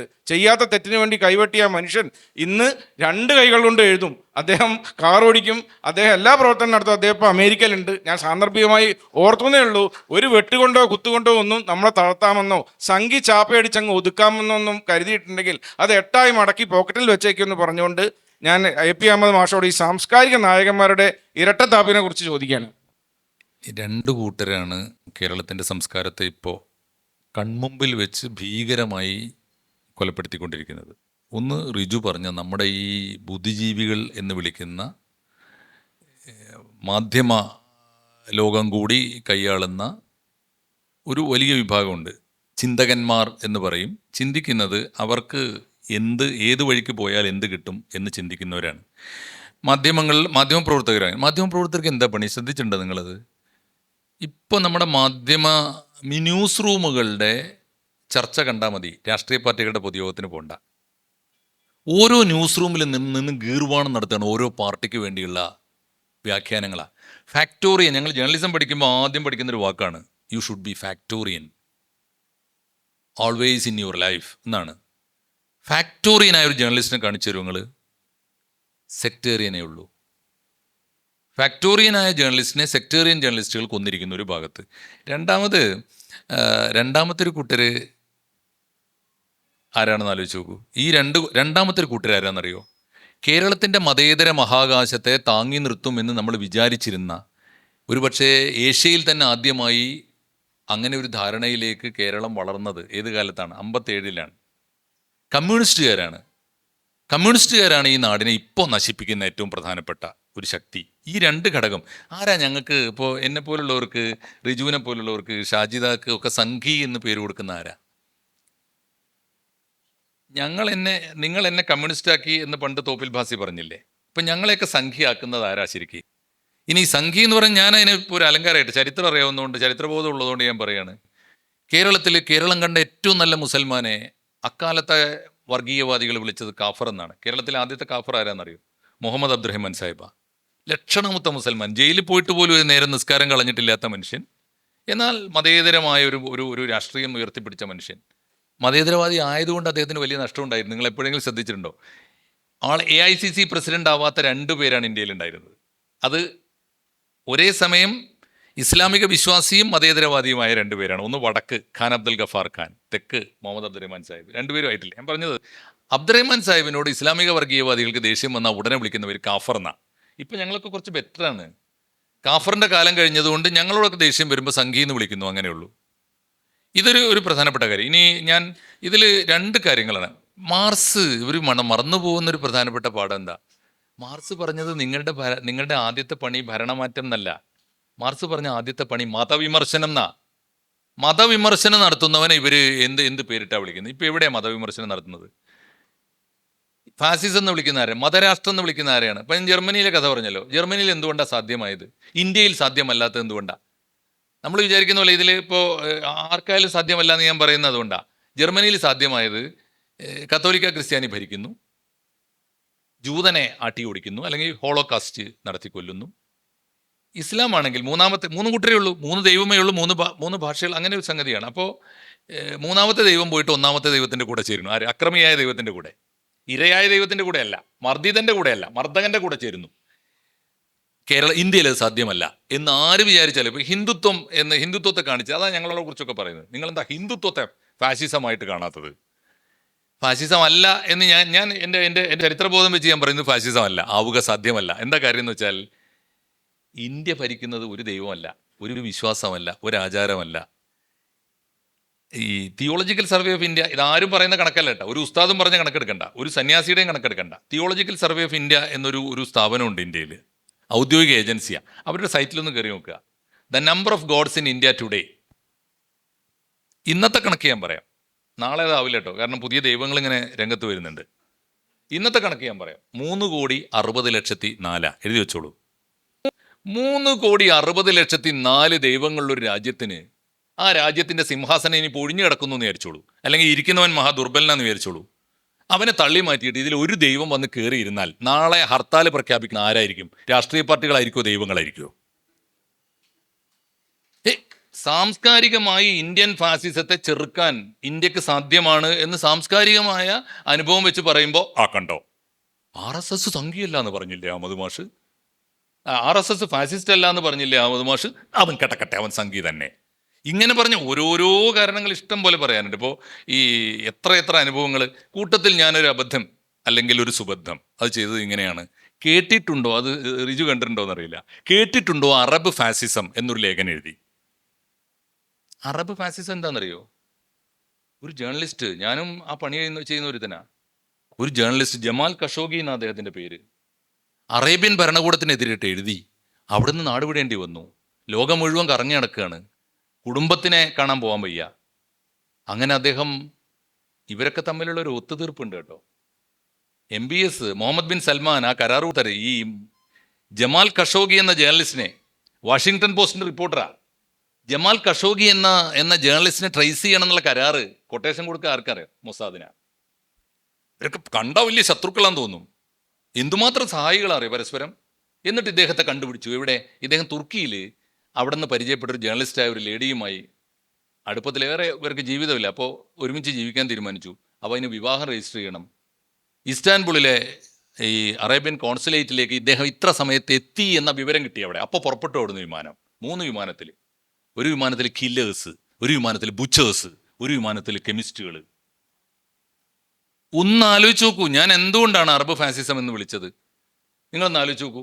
ആ മനുഷ്യനെ ആ കോൺസുലേറ്റിനകത്തിട്ട് ശ്വാസം മുട്ടിച്ച് കൊന്നിട്ട് ഒരു ഒരു മുറിയിൽ കൊണ്ടുപോയി തുണ്ടമായി വെട്ടി നുറുക്കിയിട്ട് കോൺസെൻട്രേറ്റഡ് സൾഫ്യൂറിക് ആസിഡിൽ എല്ലുൾപ്പെടെ അല്ലേ അലിയിച്ച് കളഞ്ഞു. എന്നിട്ട് ഇസ്താൻബുളിലെ ഗട്ടറിൽ ഒഴുക്കി കളഞ്ഞു. ലോകാവസാനം വരെ ലോകത്തിലെ ഏറ്റവും വലിയ കുറ്റവാളി ഏറ്റവും വലിയ കുറ്റാന്വേഷകർ വന്നാലും കണ്ടുപിടിക്കാൻ പറ്റുമോ? തെളിയിക്കാൻ പറ്റുമോ? ഇല്ല. ഇതിനെ ഫാസിസം എന്ന് വിളിച്ചില്ലെങ്കിൽ ലോകത്തിൽ എവിടെയാണ് ഫാസിസം കൂട്ടരെന്ന് ഞാൻ പറഞ്ഞു. കിടക്കട്ടെ. ഇസ്ലാമിനെ ആക്ഷേപിക്കാൻ വേണ്ടിയാണ് അറബ് ഫാസിസത്തെക്കുറിച്ച് പറഞ്ഞത്. ആവട്ടെന്നേ, ഇതൊക്കെ കേട്ട് കേട്ട് ഇപ്പൊ അതൊരു ഒരു ഒരു ഒരു ഒരു സൗകര്യമായിട്ടുണ്ട്. കേട്ടില്ലെങ്കിൽ ഉറക്കം വരാത്തൊരവസ്ഥയായിട്ടുണ്ട്. സംഘി ഇത് എത്ര കേസുകൾ ഇങ്ങനെ എത്ര കേസുകൾ നിങ്ങൾ ആലോചിച്ച് നോക്കൂ. ഞാനിപ്പോ ചേകനൂർ മൗലവിയെ കൊന്നു. ഞാൻ ചോദിക്കുന്ന ഇതാണ്, 33 കൊല്ലമായി, ഓർമ്മയില്ലേ? 93-ലാണ് റിജു. നിങ്ങൾ ആരെങ്കിലും ഓർക്കും? നമ്മുടെ നാട് ഫാസിസ്റ്റ് വിരുദ്ധ നാടാണല്ലോ. ഒരു അവസരം കിട്ടിയ കേന്ദ്ര ഗവൺമെന്റിനെതിരായി പ്രമേയം പാസ്സാക്കുമല്ലോ. 2 ഇന്നലെയും പാസ്സാക്കിയില്ലേ അല്ലേ?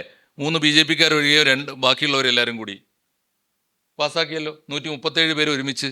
നിങ്ങൾ ഫാസിസ്റ്റുകൾക്കെതിരാണോ? ഫാസിസത്തിനെതിരാണോ? ഞാൻ ചോദിക്കുന്നത്, 93-ൽ നിന്ന് 33 കൊല്ലം കഴിഞ്ഞു. കേരളത്തിലെ ഏതെങ്കിലും ഒരു രാഷ്ട്രീയ പാർട്ടി ഈ മനുഷ്യന്റെ ഒരു അസ്ഥികഷ്ണമെങ്കിലും കണ്ടെടുക്കുക എന്നൊരു പ്രമേയം പാസ്സാക്കിയിട്ടുണ്ടോ? ഒരു സബ്മിഷൻ ഉന്നയിച്ചിട്ടുണ്ടോ? പിന്നെ ഇവർ ഫാസിസ്റ്റുകൾക്കെതിരാണ്. ഇത് പറഞ്ഞവൻ സംഘി. കിടക്കട്ടേന്നേ, എല്ലാ ദിവസവും കിടക്കട്ടെ ഓരോ സംഘി മുദ്ര. ഇത് പറഞ്ഞുകൊണ്ടിരിക്കാതിരിക്കാൻ പറ്റുമോ? എന്തെല്ലാം കാര്യങ്ങൾ. ചേകനൂരിന് വേണ്ടി മിണ്ടാൻ ആളില്ല. ഇതിനേക്കാളും ഭീകരമായി ഞങ്ങൾക്കൊക്കെ, എനിക്ക് ഷാജിദാക്കും എനിക്കും, ഞങ്ങളൊക്കെ, ഞാൻ പറഞ്ഞത് ഈ പണിയൊക്കെ തന്നെയല്ലേ ഞങ്ങളും ചെയ്യുന്നത്. ഞങ്ങൾക്ക് ശരിയെന്ന് തോന്നുന്ന മട്ടിൽ മനുഷ്യൻ്റെ സാഹോദര്യത്തിന് വേണ്ടി സംസാരിക്കുന്നു. അതിന് ഇസ്ലാമിൻ്റെ വെളിച്ചം ഞാൻ ഉപയോഗിക്കാറുണ്ട്. ഇനിയിപ്പോൾ എക്സ് ആയതുകൊണ്ട് ഉപയോഗിക്കുമെന്ന് എനിക്കറിയില്ല. ഞാൻ ഉപയോഗിക്കാറുണ്ട് ഇസ്ലാമിൻ്റെ വെളിച്ചം, മാനദണ്ഡങ്ങൾ ഒക്കെ ഉപയോഗിക്കാം. ഞാനിപ്പോൾ വേറൊരു ഗുണം കൂടി ഉണ്ട് കേട്ടോ. ഇത് ഇസ്ലാമിന് 2 അപകടമാണ് ഞാൻ ഇന്ത്യയിൽ കാണുന്നത്. ഒന്ന് ഷാജിദ പറഞ്ഞു, അപരനെ അറിയുന്നില്ല.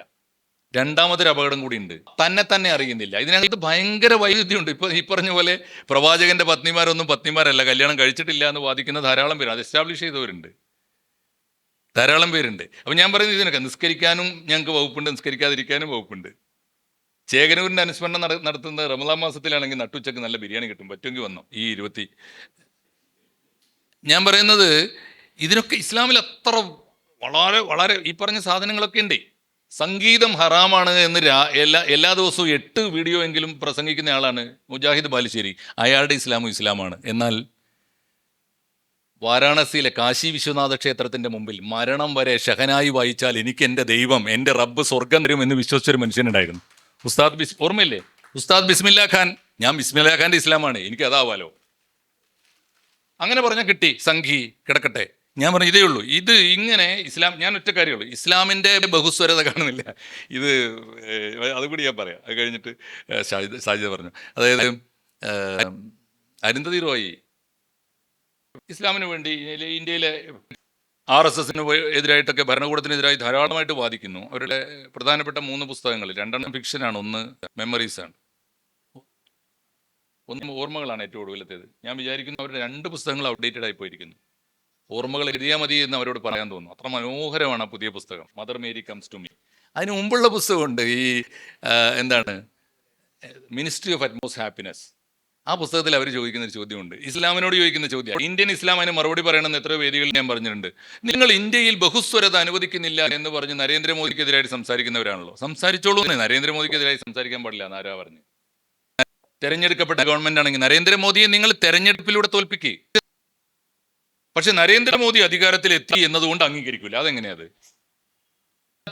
എനിക്ക് ഇഷ്ടമില്ലാത്തവന് കൂടി ജയിക്കാനും ഉള്ള അധികാരത്തിനല്ലേ ജനാധിപത്യം എന്ന് പറയുക. അല്ലാതെ ഞാനും എൻ്റെ മോൻ്റെ മോനും ഭരിച്ചാൽ മതി എന്ന് പറഞ്ഞാൽ അതിന് ഏകാധിപത്യം എന്നല്ലേ പറയാ, രാജാധിപത്യം എന്നല്ലേ പറയാ.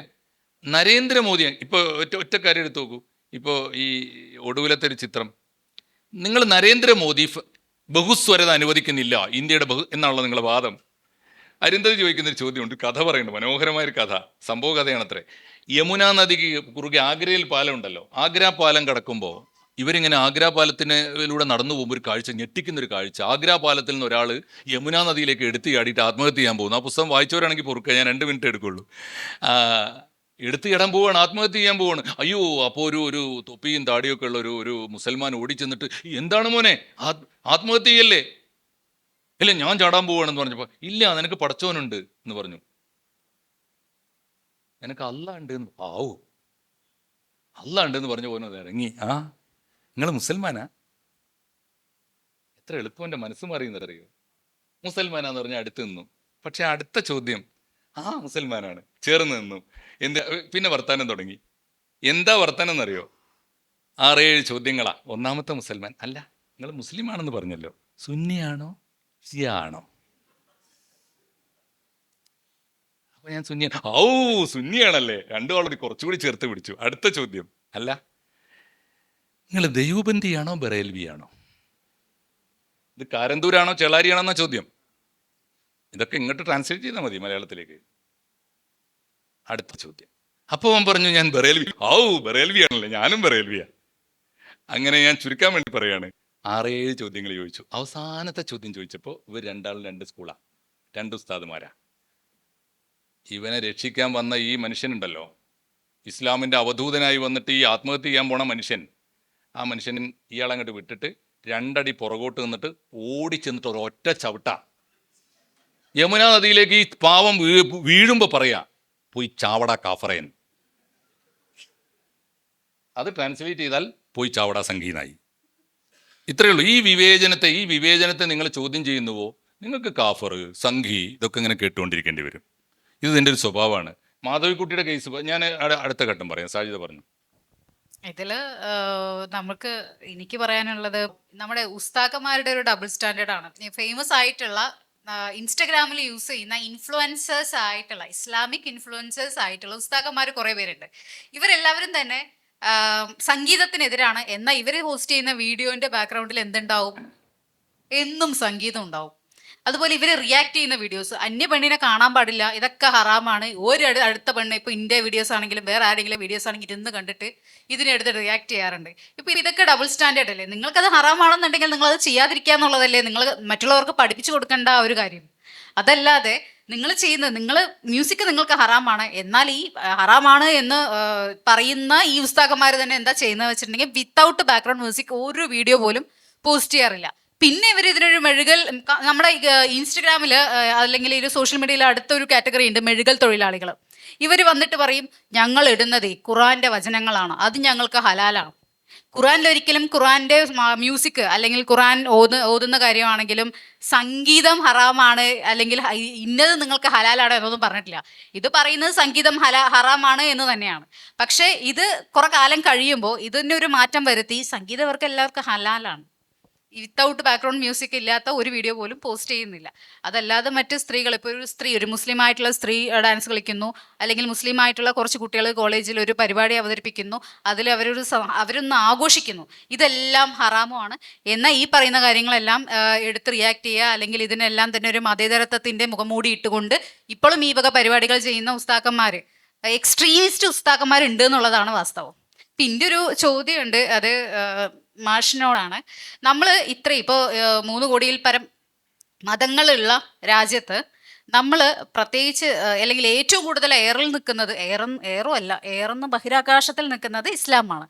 അപ്പോൾ എന്തുകൊണ്ടാണ് നമ്മളെപ്പോലെയുള്ള യുക്തിവാദികൾ അല്ലെങ്കിൽ അന്യമതസ്ഥർ ഇതിനെ, അല്ലെങ്കിൽ ഈ ഒരു ഇസ്ലാം എന്നുള്ള ഒരു മതത്തിനെ, ആശയത്തിനെ മാത്രം ഫോക്കസ് ചെയ്തുകൊണ്ട് അറ്റാക്ക് ചെയ്യുന്നത്? മറ്റുള്ള മതത്തിനെ അവർക്കൊരു കൺസെഷൻ കൊടുത്ത് മാറ്റി നിർത്തിയതുപോലെയും ഇസ്ലാമിനെ അറ്റാക്ക് ചെയ്യുന്നു എന്നുള്ള രീതിക്കുള്ള ഇത് എനിക്ക് കിട്ടിയിട്ടുണ്ട്.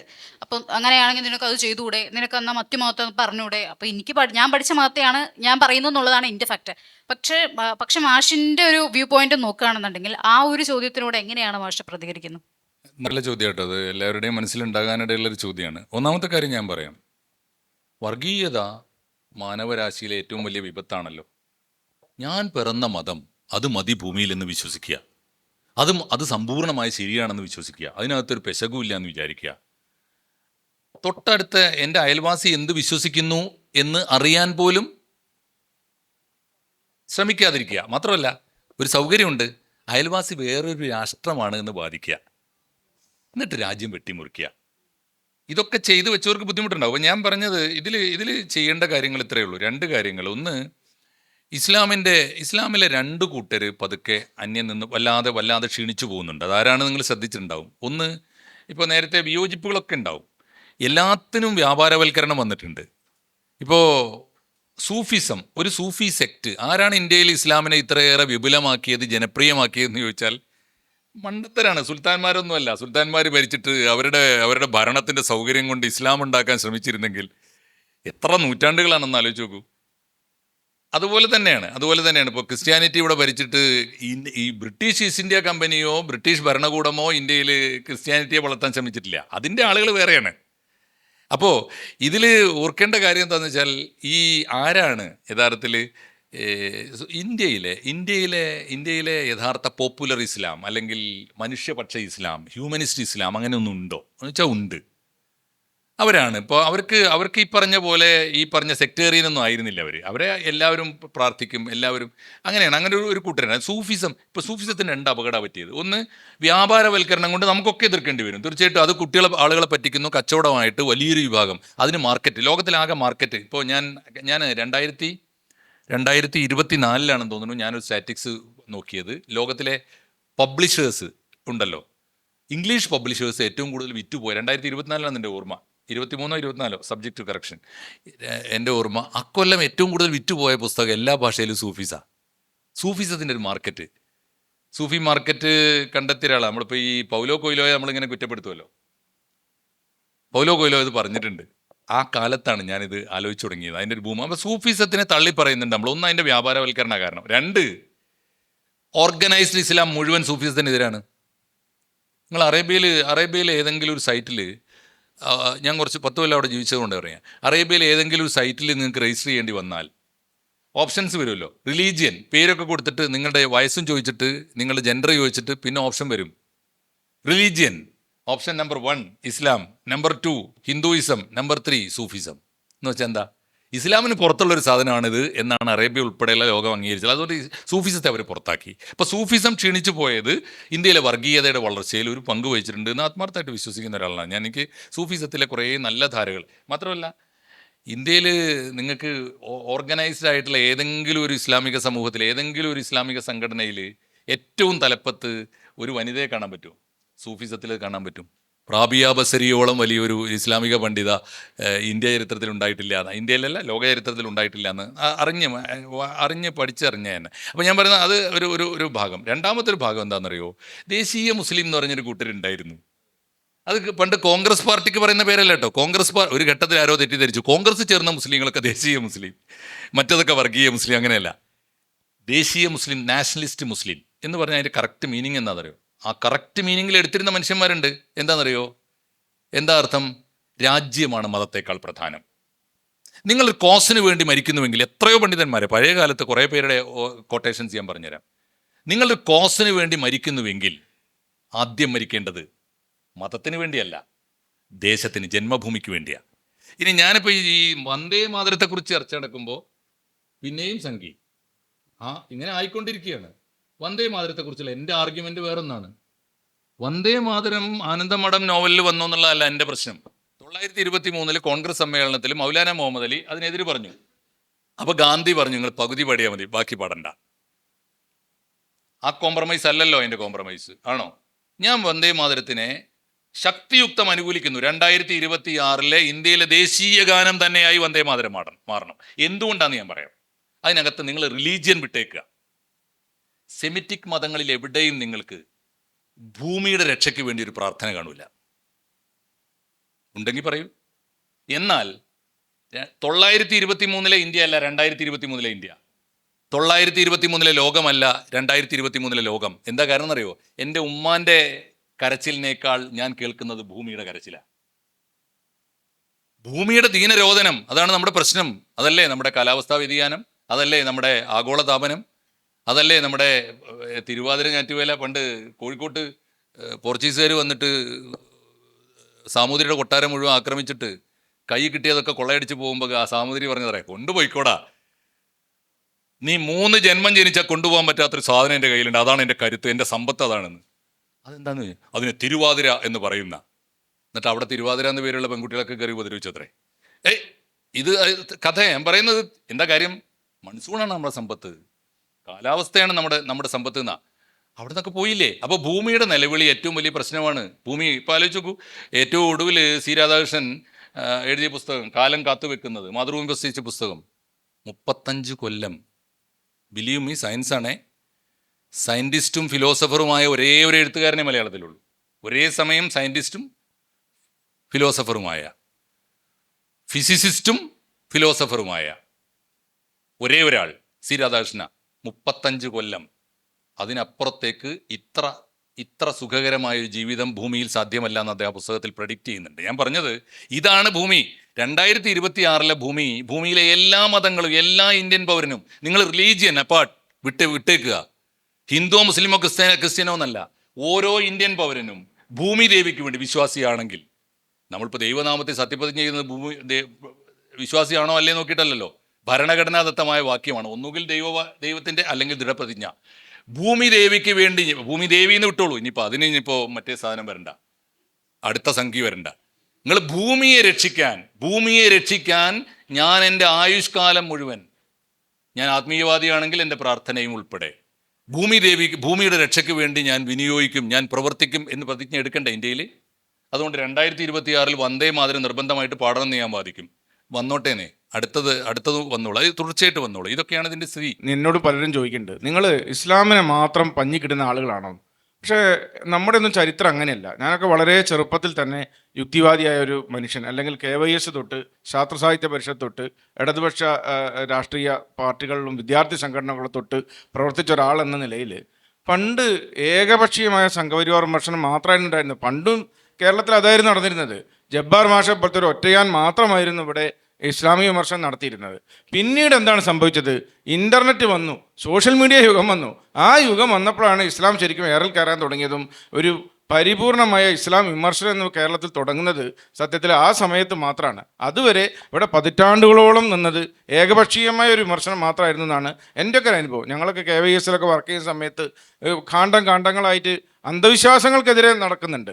എന്നാൽ ഈ പറഞ്ഞ രീതിയിലുള്ള സാമ്പത്തിക അന്ധവിശ്വാസമായ മാർക്സിസം ലെനിനിസത്തിനെതിരെയോ അല്ലെങ്കിൽ ഈ പറയുന്ന ഇസ്ലാമിക വിപത്തിനെതിരെയോ ഒറ്റപ്പെട്ട ശബ്ദങ്ങളല്ലാതെ പൊതുധാര എന്ന രീതിയിൽ ഇന്നിപ്പോൾ സംഭവിക്കുന്ന എന്താണ്? ഒരു വീട്ടിൽ ഒരു എക്സ് മുസ്ലിം എന്നുള്ള രീതിയിലാണ് വരുന്നത്. ഒരുപാട് ആളുകൾ മതം മാറി വരുന്നു. ആ ഫ്ലോ കണ്ടുള്ള അങ്കലാപ്പാണ് പലപ്പോഴും നമ്മളെ സംഘികളാക്കാൻ ഉള്ള വ്യഗ്രതയിൽ കാണുന്നത്. പിന്നെ മറ്റൊന്ന്, സംഘപരിവാറിനോട് നാളിതുവരെ എന്തെങ്കിലും ഐക്യപ്പെട്ട ആളുകളുള്ള ഞാനൊക്കെ കിൻഡൽ കണക്കിന് ലേഖനങ്ങളാണ് സംഘപരിവാറിനെതിരെ എഴുതിയത്. അത് മാത്രമല്ല, ഈയിടെയും ഹിന്ദോളം എന്നൊരു പരിപാടി നടത്തുകയും മുഴുവൻ സമയ സംഘപരിവാർ വിമർശനവും, അതിൽ സംഘപരിവാറിൻ്റെ ഏറ്റവും വലിയ ഐക്കണായ ശിവജിയെക്കുറിച്ചാണ് ശിവജി എന്തായിരുന്നു എന്നുള്ളതും ശിവജിയെക്കുറിച്ച് വന്ന കെട്ടുകഥകൾ എന്തൊക്കെയായിരുന്നാണ് ഞാൻ നടത്തിയ പ്രഭാഷണം. അപ്പോൾ ഇവിടെ പ്രശ്നം എന്താണെന്ന് വെച്ചാൽ, സംഘപരിവാറിനെതിരെ ഒരു വിമർശനം വരുമ്പോൾ സംഘപരിവാർ ഒരു തന്ത്രപൂർവ്വം മൗനം പാലിക്കും. ഇസ്ലാമിനെതിരെ ഒരു വിമർശനം വന്നാൽ അവരെല്ലാവരും കൂടി അതിൻ്റെ അടിയിൽ കമൻറ്റ് ചെയ്തും അത് പ്രചരിപ്പിച്ചും അത്ര ആളുകളെ സംഖ്യയായി ചാപ്പയടിച്ചും അവർ തന്നെ ഇതിന് വലിയൊരു പബ്ലിസിറ്റി കൊടുക്കും. ഇങ്ങനെയാണ് സംഖ്യ തന്നെ വളരുന്നത്. എൻ്റെ ചെറുപ്പത്തിലുണ്ടായൊരു ഉദാഹരണം പറയാം. ഞാനൊക്കെ ഒരു ഹൈന്ദവ കുടുംബത്തിലാണ് ജനിച്ചത്. അതുകൊണ്ട് തന്നെ ഹിന്ദുക്കൾക്കുള്ളൊരു സുഖം എന്ന് പറഞ്ഞാൽ ഈ അമ്പലത്തിൽ പോകുമോ അങ്ങനത്തെ പരിപാടികളൊക്കെ വളരെ കുറവായിരുന്നു. പോകണമെങ്കിൽ പോകാം, പോകണ്ടെങ്കിൽ പോകണ്ട അല്ലാതെ അന്നൊക്കെ പറമ്പ് നിറച്ച് ദൈവങ്ങളായിരുന്നു. വീടിൻ്റെ മുന്നിൽ അസ്ഥിത്തറ ഉണ്ടാവും മിക്കവാറും വീട്ടിൽ. അവിടെ ചാത്ത ഉണ്ടാവും, ഇപ്പുറത്ത് മാടൻ ഉണ്ടാവും, അപ്പുറത്ത് മറുത ഉണ്ടാവും, പറക്കുട്ടി എന്നൊക്കെ പറഞ്ഞ ദൈവങ്ങളൊക്കെ ഉണ്ട്. ഈ കോഴി വസന്തം മാറ്റുന്ന ദൈവമുണ്ട്. പറമ്പ് ഇന്നത്തെ പോലെ ഗണപതിയും ശ്രീരാമനും മാത്രമായിരുന്നില്ല, ഒരു വീട് മുഴുവൻ ദൈവങ്ങളായിരുന്നു. എന്തെല്ലാമോ പേരുകളുള്ള ദൈവങ്ങൾ. ആ ദൈവങ്ങളെ ഒന്നും കാണുന്നില്ല. അപ്പോൾ ഗണപതിയും ശ്രീരാമനും ശ്രീകൃഷ്ണനും ശിവനും മാത്രമായി നമ്മുടെ ദൈവങ്ങൾ. അപ്പോൾ നമുക്ക് ഈ സ്വാതന്ത്ര്യം ഉള്ളതുകൊണ്ട് നമ്മളൊന്നും ആരും തന്നെ അങ്ങനെ റിലീജിയസ് ആയ ഫാമിലി ആയിരുന്നില്ല. പക്ഷെ ഞങ്ങളുടെയൊക്കെ കുടുംബത്തിൽ വന്നൊരു ഡ്രിഫ്റ്റ് തുടങ്ങുന്നത് ഇന്ത്യയുടെ മോചനം ഇസ്ലാമിലൂടെ എന്നുള്ള ഒരു മാരകമായൊരു മുദ്രാവാക്യം അന്നത്തെ സിമി പുറത്തിറക്കി. ഇത് ഭീകരമായൊരു ഇമ്പാക്റ്റാണ് ഹിന്ദു കുടുംബങ്ങളിലൊക്കെ ഉണ്ടാക്കിയത്. സത്യത്തിൽ BJPയുടെ വളർച്ചയ്ക്ക് ഏറ്റവും അടിത്തറ പാകിയത് ഇന്ന് അന്നത്തെ ജമാഅത്തെ ഇസ്ലാമിയുടെ യുവജന സംഘടനയാണ് സിമിയാണ്. ഇതറിയാതെയാണ് ദാവൂദും കൂട്ടരും അടുപ്പ് വല്ലി കൂട്ടിയിരുന്ന് സംഘപരിവാർ എന്ന് പറഞ്ഞ് വിളിച്ചുകൊണ്ടിരിക്കുന്നത്. സത്യത്തിൽ സംഘപരിവാറിന് കേരളത്തിലൊരു ഗ്രിപ്പിട്ട് കൊടുത്തത് സിമിയുടെ ഇന്ത്യയുടെ മോചനം ഇസ്ലാമിലൂടെ എന്നുള്ള മുദ്രാവാക്യമാണ്. ആ കാലത്ത് RSSന്റെ ശാഖകൾ ഏറ്റവും കൂടുതൽ കേരളത്തിൽ ഓപ്പണായി. അവർ ദേശീയ പതാക ഉയർത്തി. ഇസ്ലാമിൻ്റെ അന്ത്യം ഇന്ത്യയിൽ തന്നെ എല്ലായിടത്തും എഴുതി വെച്ചു. ആ ഒരു ഭൂമിയിലാണ് RSS അടക്കം കയറി വരുന്നത്. പക്ഷെ നമ്മളെന്താണ് ചെയ്യുന്നത്? നമ്മൾ RSSനെ പോലും ഡൈല്യൂട്ട് ചെയ്യാണ് ചെയ്യുന്നത്. നമ്മൾ നിരന്തരം RSSൻ്റെയും BJPയുടെയും പ്രത്യയശാസ്ത്രപരമായ ഒരു മേന്മ കൊണ്ടല്ല അവർക്ക് വോട്ട് കിട്ടുന്നത്. അവർ തീർത്തും ചാഞ്ഞമര തിയറിയാണ് പറയുന്നത്, പച്ചയ്ക്ക് വർഗീയതയാണ് പറയുന്നത്, പശുരാഷ്ട്രീയമാണ് എടുത്തിടുന്നത്. അവർക്ക് അന്യനെയും മറ്റവനെയും ചൂണ്ടിക്കാട്ടി നമ്മളുടെ കൂടെ ആരുമില്ല, ഹിന്ദുക്കൾ അനാഥരാണ്, മറുഭാഗത്ത് കമ്മ്യൂണിസ്റ്റുകാർ ഉൾപ്പെടെയുള്ളവർ ഇവർക്ക് വേണ്ടിയാണ് പണിയെടുക്കുന്നത് എന്നുള്ള പ്രചാരണം നടിച്ച് ചാഞ്ഞമര തിയറിയിലൂടെയാണ് സംഘപരിവാർ കയറുന്നത്. മതങ്ങളെ തൂക്കി നോക്കുമ്പോൾ കൈവറക്കുന്ന സാംസ്കാരിക നായകരും രാഷ്ട്രീയക്കാരുമാണ് കേരളത്തിൻ്റെ ശാപമെന്ന് വർഷങ്ങൾക്ക് മുമ്പ് C. രവിചന്ദ്രൻ പറഞ്ഞത് ഞാൻ ഓർക്കുകയാണ്. അദ്ദേഹം അന്ന് പ്രവചിച്ചിരുന്നു ഹിന്ദു വോട്ട് ബാങ്കിൽ വലിയൊരു ഭാഗം BJPയിലേക്ക് ഡ്രിഫ്റ്റ് ആവുന്നുള്ളത്. ആ രാഷ്ട്രീയ പ്രവചനം ഇന്ന് ശരിയാവണം ഏകദേശത്തിൽ. അപ്പോൾ ഞാൻ പറഞ്ഞു വരുന്നത് ഈ സംഘപരിവാറിനെ വളർത്തുന്ന ഇവരൊക്കെ തന്നെയാണെന്ന്. അതായത് ഏകപക്ഷീയമായി ഒരു സൈഡിനോട് ചേർന്ന് നിന്നിട്ട് വിമർശനം നടത്തുമ്പോൾ മറുഭാഗത്ത് ഇരവാദം ഇറക്കാനും തങ്ങളുടെ വോട്ട് ബാങ്ക് വർദ്ധിക്കാനും കിട്ടുന്ന സ്പേസ് നമുക്ക് കിട്ടുന്നു. എൻ്റെ കയ്യിലൊരു ലെറ്റർ ഉണ്ട്. ആരിഫ് ഹുസൈൻ്റെ പ്രസംഗം കേട്ടിട്ട് ഒരു ക്രിസ്ത്യാനിയായ ഒരാൾ അയാളുടെ മതം ഉപേക്ഷിച്ച വിചിത്രമായ കഥ അത് അയാൾക്ക് പറയാൻ പറ്റാഞ്ഞിട്ടാണ് ഞാൻ ആരിഫിന് കാണിച്ചു കൊടുത്തിട്ടുണ്ട്. ഒരു പോലീസുകാരനാണ്. ഇദ്ദേഹം സ്റ്റേഷനിൽ ഇരുന്ന് നിരന്തരമായി കോയാ കോളിംഗ് ഒക്കെ കേട്ട് ഇദ്ദേഹത്തിന് തോന്നി ഏറ്റവും റിജിഡാണെന്ന് ഇവർ പറയുന്ന മതം ഇങ്ങനെ പൊളിഞ്ഞ് പപ്പടമാവുകയാണെങ്കിൽ പിന്നെ ബാക്കിയുള്ളവരെ കഥ എന്താണെന്ന് വിചാരിച്ച് ഇയാൾ മറ്റ് വീഡിയോകൾ കേൾക്കാൻ തുടങ്ങി. അങ്ങനെ ഇയാളിപ്പോൾ എക്സ് ക്രിസ്ത്യനായി. അയാളിപ്പോൾ പ്രാക്ടീസിങ് ആയ ഒരു പരിപാടിക്കും പോകാറില്ല. ഇങ്ങനെ എത്ര സംഖ്യകളുണ്ട് അറിയോ? കോയാ കോളിയും കണ്ടിട്ട് രവിചന്ദ്രൻ്റെ പ്രഭാഷണം കേട്ടിട്ട് രവിചന്ദ്രൻ്റെ പ്രഭാഷണം കേട്ടിട്ട് മതം ഉപേക്ഷിച്ച ആളുകളോട് പറഞ്ഞു കൊടുക്കുകയാണ്, യുക്തിവാദികൾ എന്ന് പറയുന്ന ടീം പറഞ്ഞു കൊടുക്കുകയാണ് രവിചന്ദ്രൻ സംഖ്യയാണെന്ന്. അങ്ങനത്തെ ആളുകളുണ്ട് ഇതിനകത്ത്. ആരിഫ് ഹുസൈൻ സംഖ്യയാണെന്ന് പറയുക. ആരിഫ് ഹുസൈൻ്റെ പ്രസംഗം കേട്ടിട്ട് സംഘപരിവാർ പ്രവർത്തനം ഉപേക്ഷിച്ച ആളുകളുണ്ട്, നമുക്കറിയാം. എല്ലാ മതവും കണക്കാണെന്നുള്ള ലെവലിലേക്കാണ് എത്തുന്നത്. ഇതാണ് നമ്മൾ ചെയ്യുന്ന നിഷ്പക്ഷമായ വിമർശനവും ഭയക്കാതെയുള്ള വിമർശനവും ചാഞ്ഞും ചരിഞ്ഞും ഒരു സൈഡിൻ്റെ മൂട്ടിൽ തീയിട്ട് കൊണ്ടുള്ള വിമർശനവും തമ്മിലുള്ള അടിസ്ഥാനപരമായ വ്യത്യാസം. ഇവിടെ സംഘപരിവാറിനെ വളർത്തുന്നുണ്ടെങ്കിൽ അത് ഈ ഇടതുപക്ഷ ബുദ്ധിജീവികൾ തന്നെയാണ്. ഏറ്റവും അവസാനമായി KN പറഞ്ഞൊരു കാര്യം മാഷക്ക് ഓർമ്മ ഉണ്ടാവും. അതായത് ജിഹാദ് എന്ന് പറയുന്നതിനെ കുറിച്ചൊക്കെ എന്താണ് അദ്ദേഹം പറഞ്ഞു വെക്കുന്നത്? സ്വർഗം, നരകം, പരലോകം എന്നൊരു പുസ്തകം എഴുതി എൻ്റെ ചെറുപ്പകാലത്തൊക്കെ ഞാൻ ആരാധിച്ചിരുന്ന മനുഷ്യരായിരുന്നു KN. അയാൾക്കൊക്കെ എന്താണ് പറ്റുന്നത്? ജിഹാദ് എന്ന് പറയുന്നത് അത്ര മോശം വാക്കുന്നില്ല, ജിഹാദി കമ്മ്യൂണിസ്റ്റ് എന്ന് വിളിക്കുന്നത് നല്ല കാര്യമാണെന്നൊക്കെയാണ് പുള്ളി പറയുന്നത്. അതിനെക്കുറിച്ച് കാണ്ടമായി പ്രസംഗിക്കുകയാണ്. ഇങ്ങനെ നട്ടാൽ കുരുക്കാത്ത ഇരവാദം തള്ളി വിട്ടിട്ട് സമൂഹത്തെ വിഭജിക്കുകയാണ് ഇവർ ചെയ്യുന്നത്. ഇവരാണ് ശരിക്കും സംഘപരിവാറിനെ വളർത്തുന്നത്. സ്വതന്ത്ര ചിന്തകർ എന്ന് പറയുന്നത് നമ്മൾ സംഘപരിവാറിന് എന്നെ വളർത്തുന്നില്ല, നമ്മുടെ വിമർശനം അവരെ തളർത്തുന്നേ ഉള്ളൂ. ഇനി ഷാജിദയോട് എനിക്കൊരു ചോദ്യം കൂടി ചോദിക്കാനുണ്ട്. അതായത് മതം വിട്ടാലും എക്സ് മുസ്ലിങ്ങൾ എന്ന് പറയുന്ന ആളുകൾക്ക് അതിൻ്റെ ഒരു പിടുത്തം ഉണ്ടാവും. നിങ്ങൾക്ക് വിട്ട മതത്തെ വിമർശിക്കുമ്പോൾ ഒരു വിറയലും നെഞ്ചെടുത്തും കോച്ചിപ്പിടുത്തവും ഭയങ്കരമായ എക്സ് മുസ്ലിങ്ങൾക്ക് കാണാറുണ്ട്. ഈയിടെയും പലരും നമ്മുടെ അനുഭവത്തിൽപ്പെട്ടു. ആരിഫ് ഹുസൈനുമായി വേദി പങ്കിടാൻ പോലും പേടിക്കുന്ന തരത്തിലുള്ള അവർ എക്സ് മുസ്ലിങ്ങളാണ്. അവർ ഈ രവാദം ഇറക്കിക്കൊണ്ടിരിക്കുന്നത്. എന്തിനാണ് ഇങ്ങനെ തല്ലുന്നതൊന്നും മെല്ലെ തല്ലിയാൽ മതിയോ? അപ്പോൾ അങ്ങനെയുള്ളൊരു വാദത്തോട് ഷാജിദയുടെ യോജിപ്പ് എന്താണ്? അത് കഴിഞ്ഞിട്ട് KN പോലെ ആളുകൾ ഉയർത്തുന്ന സിദ്ധാന്തത്തെക്കുറിച്ച് അഹമ്മദ് മാഷിന്റെ പ്രതികരണം കേൾക്കാൻ താല്പര്യമുണ്ട്. എക്സ് മുസ്ലിംസ് മതത്തിൽ നിന്ന് വിട്ടാലും മതത്തിന്റെ വാല് പിൻപറ്റി ജീവിക്കുന്നു എന്നുള്ളത് സത്യം തന്നെയാണ്. അങ്ങനെ കുറെ പേരെ നമുക്കും അറിയാം. മതം വിട്ടത് ഇപ്പോൾ പലരും ഒരു സിനാരിയോ ഞാനിവിടെ പറയാം. സ്വതന്ത്രമായ ലൈംഗികത, അതായത് ഒരു യുക്തിവാദി അല്ലെങ്കിൽ സ്വതന്ത്ര ചിന്തകൻ എന്ന് പറഞ്ഞാൽ സ്വതന്ത്രമായ ലൈംഗികത അത് പ്രാക്ടീസ് ചെയ്യുന്നവൻ അല്ലെങ്കിൽ അതിനെ അനുകൂലിക്കുന്നവൻ എന്ന് പറഞ്ഞു ഈ ഒരു സംഭവത്തിന് വേണ്ടിയിട്ട് മതം വിടുന്ന ഒരുപാട് പേരുണ്ട്. അപ്പോൾ ഇവിടെ വന്നു കഴിഞ്ഞ് നമ്മളുടെ കുറേ പരിപാടിയൊക്കെ അറ്റൻഡ് ചെയ്ത് കഴിയുമ്പോഴാണ് ഇവിടെ അത് നടക്കില്ല എന്ന് പറയുമ്പോൾ ഇവരെന്തേ അപ്പുറത്ത് ചാടും. എന്നാൽ പിന്നെ അപ്പുറത്ത് ചാടും, മതത്തിലേക്ക് തിരിച്ചു പോകും, എന്നിട്ട് നമ്മൾ കുറ്റം പറയും. ഇങ്ങനെ ഒരു കൂട്ടരുണ്ട്. പിന്നെ എക്സ് മുസ്ലിം ആയിട്ട് തന്നെ ഇരുന്നിട്ട് ഇപ്പം നമ്മുടെ കമ്മ്യൂണിറ്റിയിൽ തന്നെ ഇരുന്നുകൊണ്ട് നമുക്കെതിരെ അല്ലെങ്കിൽ എന്തെങ്കിലും കാര്യം പറയുകയാണെന്നുണ്ടെങ്കിൽ മതത്തിനെ സപ്പോർട്ട് ചെയ്യണം. മതത്തിനെ സപ്പോർട്ട് ചെയ്യേണ്ട കാര്യങ്ങൾക്ക് നമ്മൾ സപ്പോർട്ട് ചെയ്യണം.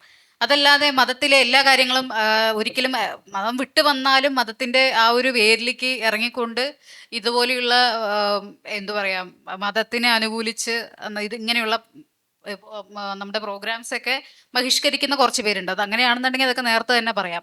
നിങ്ങൾ ഇപ്പോൾ ഇപ്പോൾ ആരിഫിൻ്റെ കോയ കോളിങ്ങിൻ്റെ കാര്യമാണെന്നുണ്ടെങ്കിൽ ഇതൊക്കെ എൻ്റെ അടുത്ത് ഈ ഒരു എൻക്വയറി വന്ന തന്നെ ഏകദേശം ഒരു 1.5 months മുന്നേ തന്നെ ഇതിൻ്റെ കാര്യങ്ങളൊക്കെ നടന്നിരുന്നു. അന്ന് ഞാൻ ഡേറ്റ്സ് ഓക്കെ, ഈ ഡേറ്റിൽ ഓക്കെയാണ്, എനിക്ക് പ്രോഗ്രാംസിൽ നമ്മൾ പ്രോഗ്രാം ഡേറ്റ് കൊടുക്കുന്നു. അപ്പോൾ ഇതേപോലെ തന്നെയാണ് എല്ലാവർക്കും. നിങ്ങൾക്കത് താല്പര്യമില്ലെങ്കിൽ നിങ്ങൾക്കത് നേരത്തെ തന്നെ അറിയാം. അല്ലെങ്കിൽ ഒരു 10-15 ദിവസം മുന്നേ അല്ല നിങ്ങൾ വന്നിട്ട് ഇതുപോലെ പറയേണ്ടത്. അത് ആ നടക്കുന്ന പ്രോഗ്രാമിനെ അല്ലെങ്കിൽ ഇവരില്ലെങ്കിൽ ആ പ്രോഗ്രാം ഇല്ല എന്നൊരു സംഭവം ഇല്ല. ഇതിലും നന്നായിട്ട് ആ പ്രോഗ്രാം എന്തായാലും നടന്നു പോകും.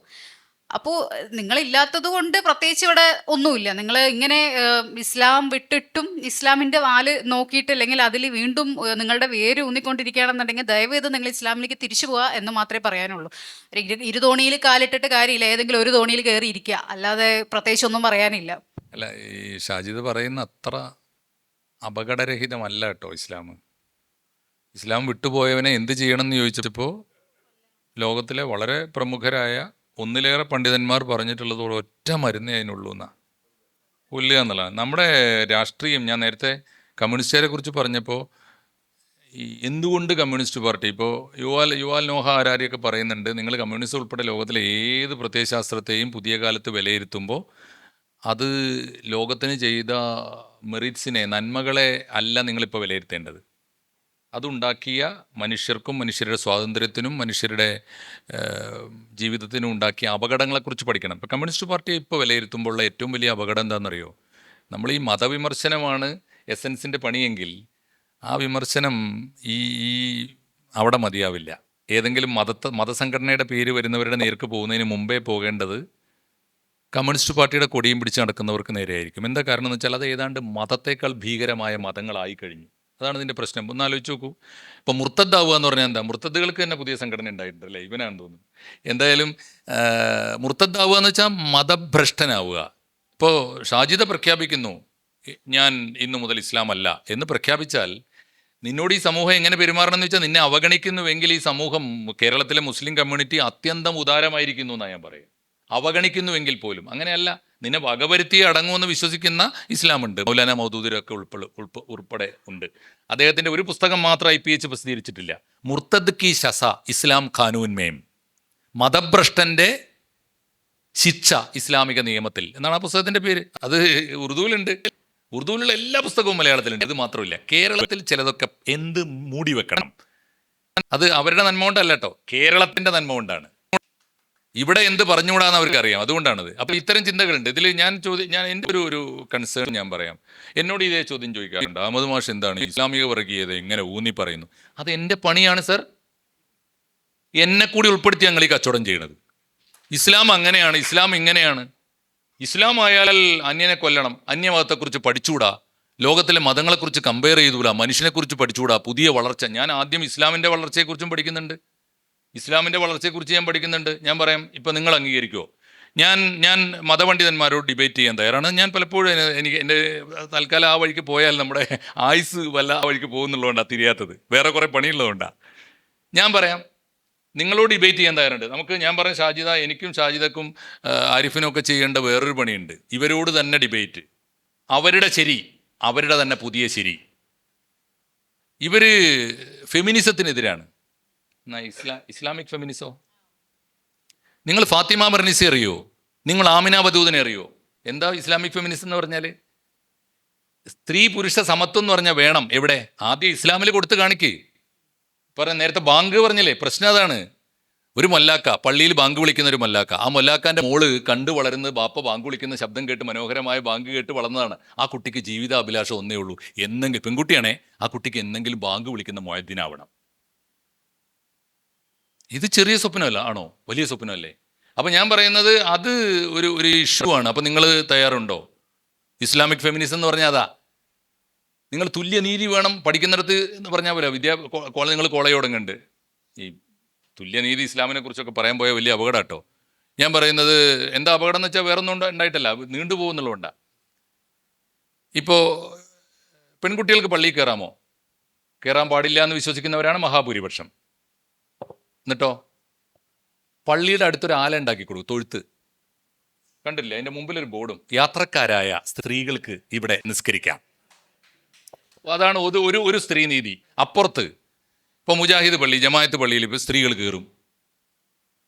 അവിടെ ഞാനും എൻ്റെ പെങ്ങളും ഒരുമിച്ചൊരു വാതിലൂടെ കയറുമോ? ഒരുമിച്ച് ഒതു കൊടുക്കുമോ? ഞാനും എൻ്റെ വൈഫിനും ഒന്നിച്ച് പോകാൻ പറ്റുമോ? രണ്ട് വഴിക്കാണ്, പരസ്പരം കാണുന്നേ ഇല്ല. വിശുദ്ധ കഅബയിലുണ്ടല്ലോ, നമ്മൾ ഡിബേറ്റ് ചെയ്ത് നോക്കൂ, ഒന്ന് ഡിബേറ്റ് ചെയ്ത് നോക്കൂ.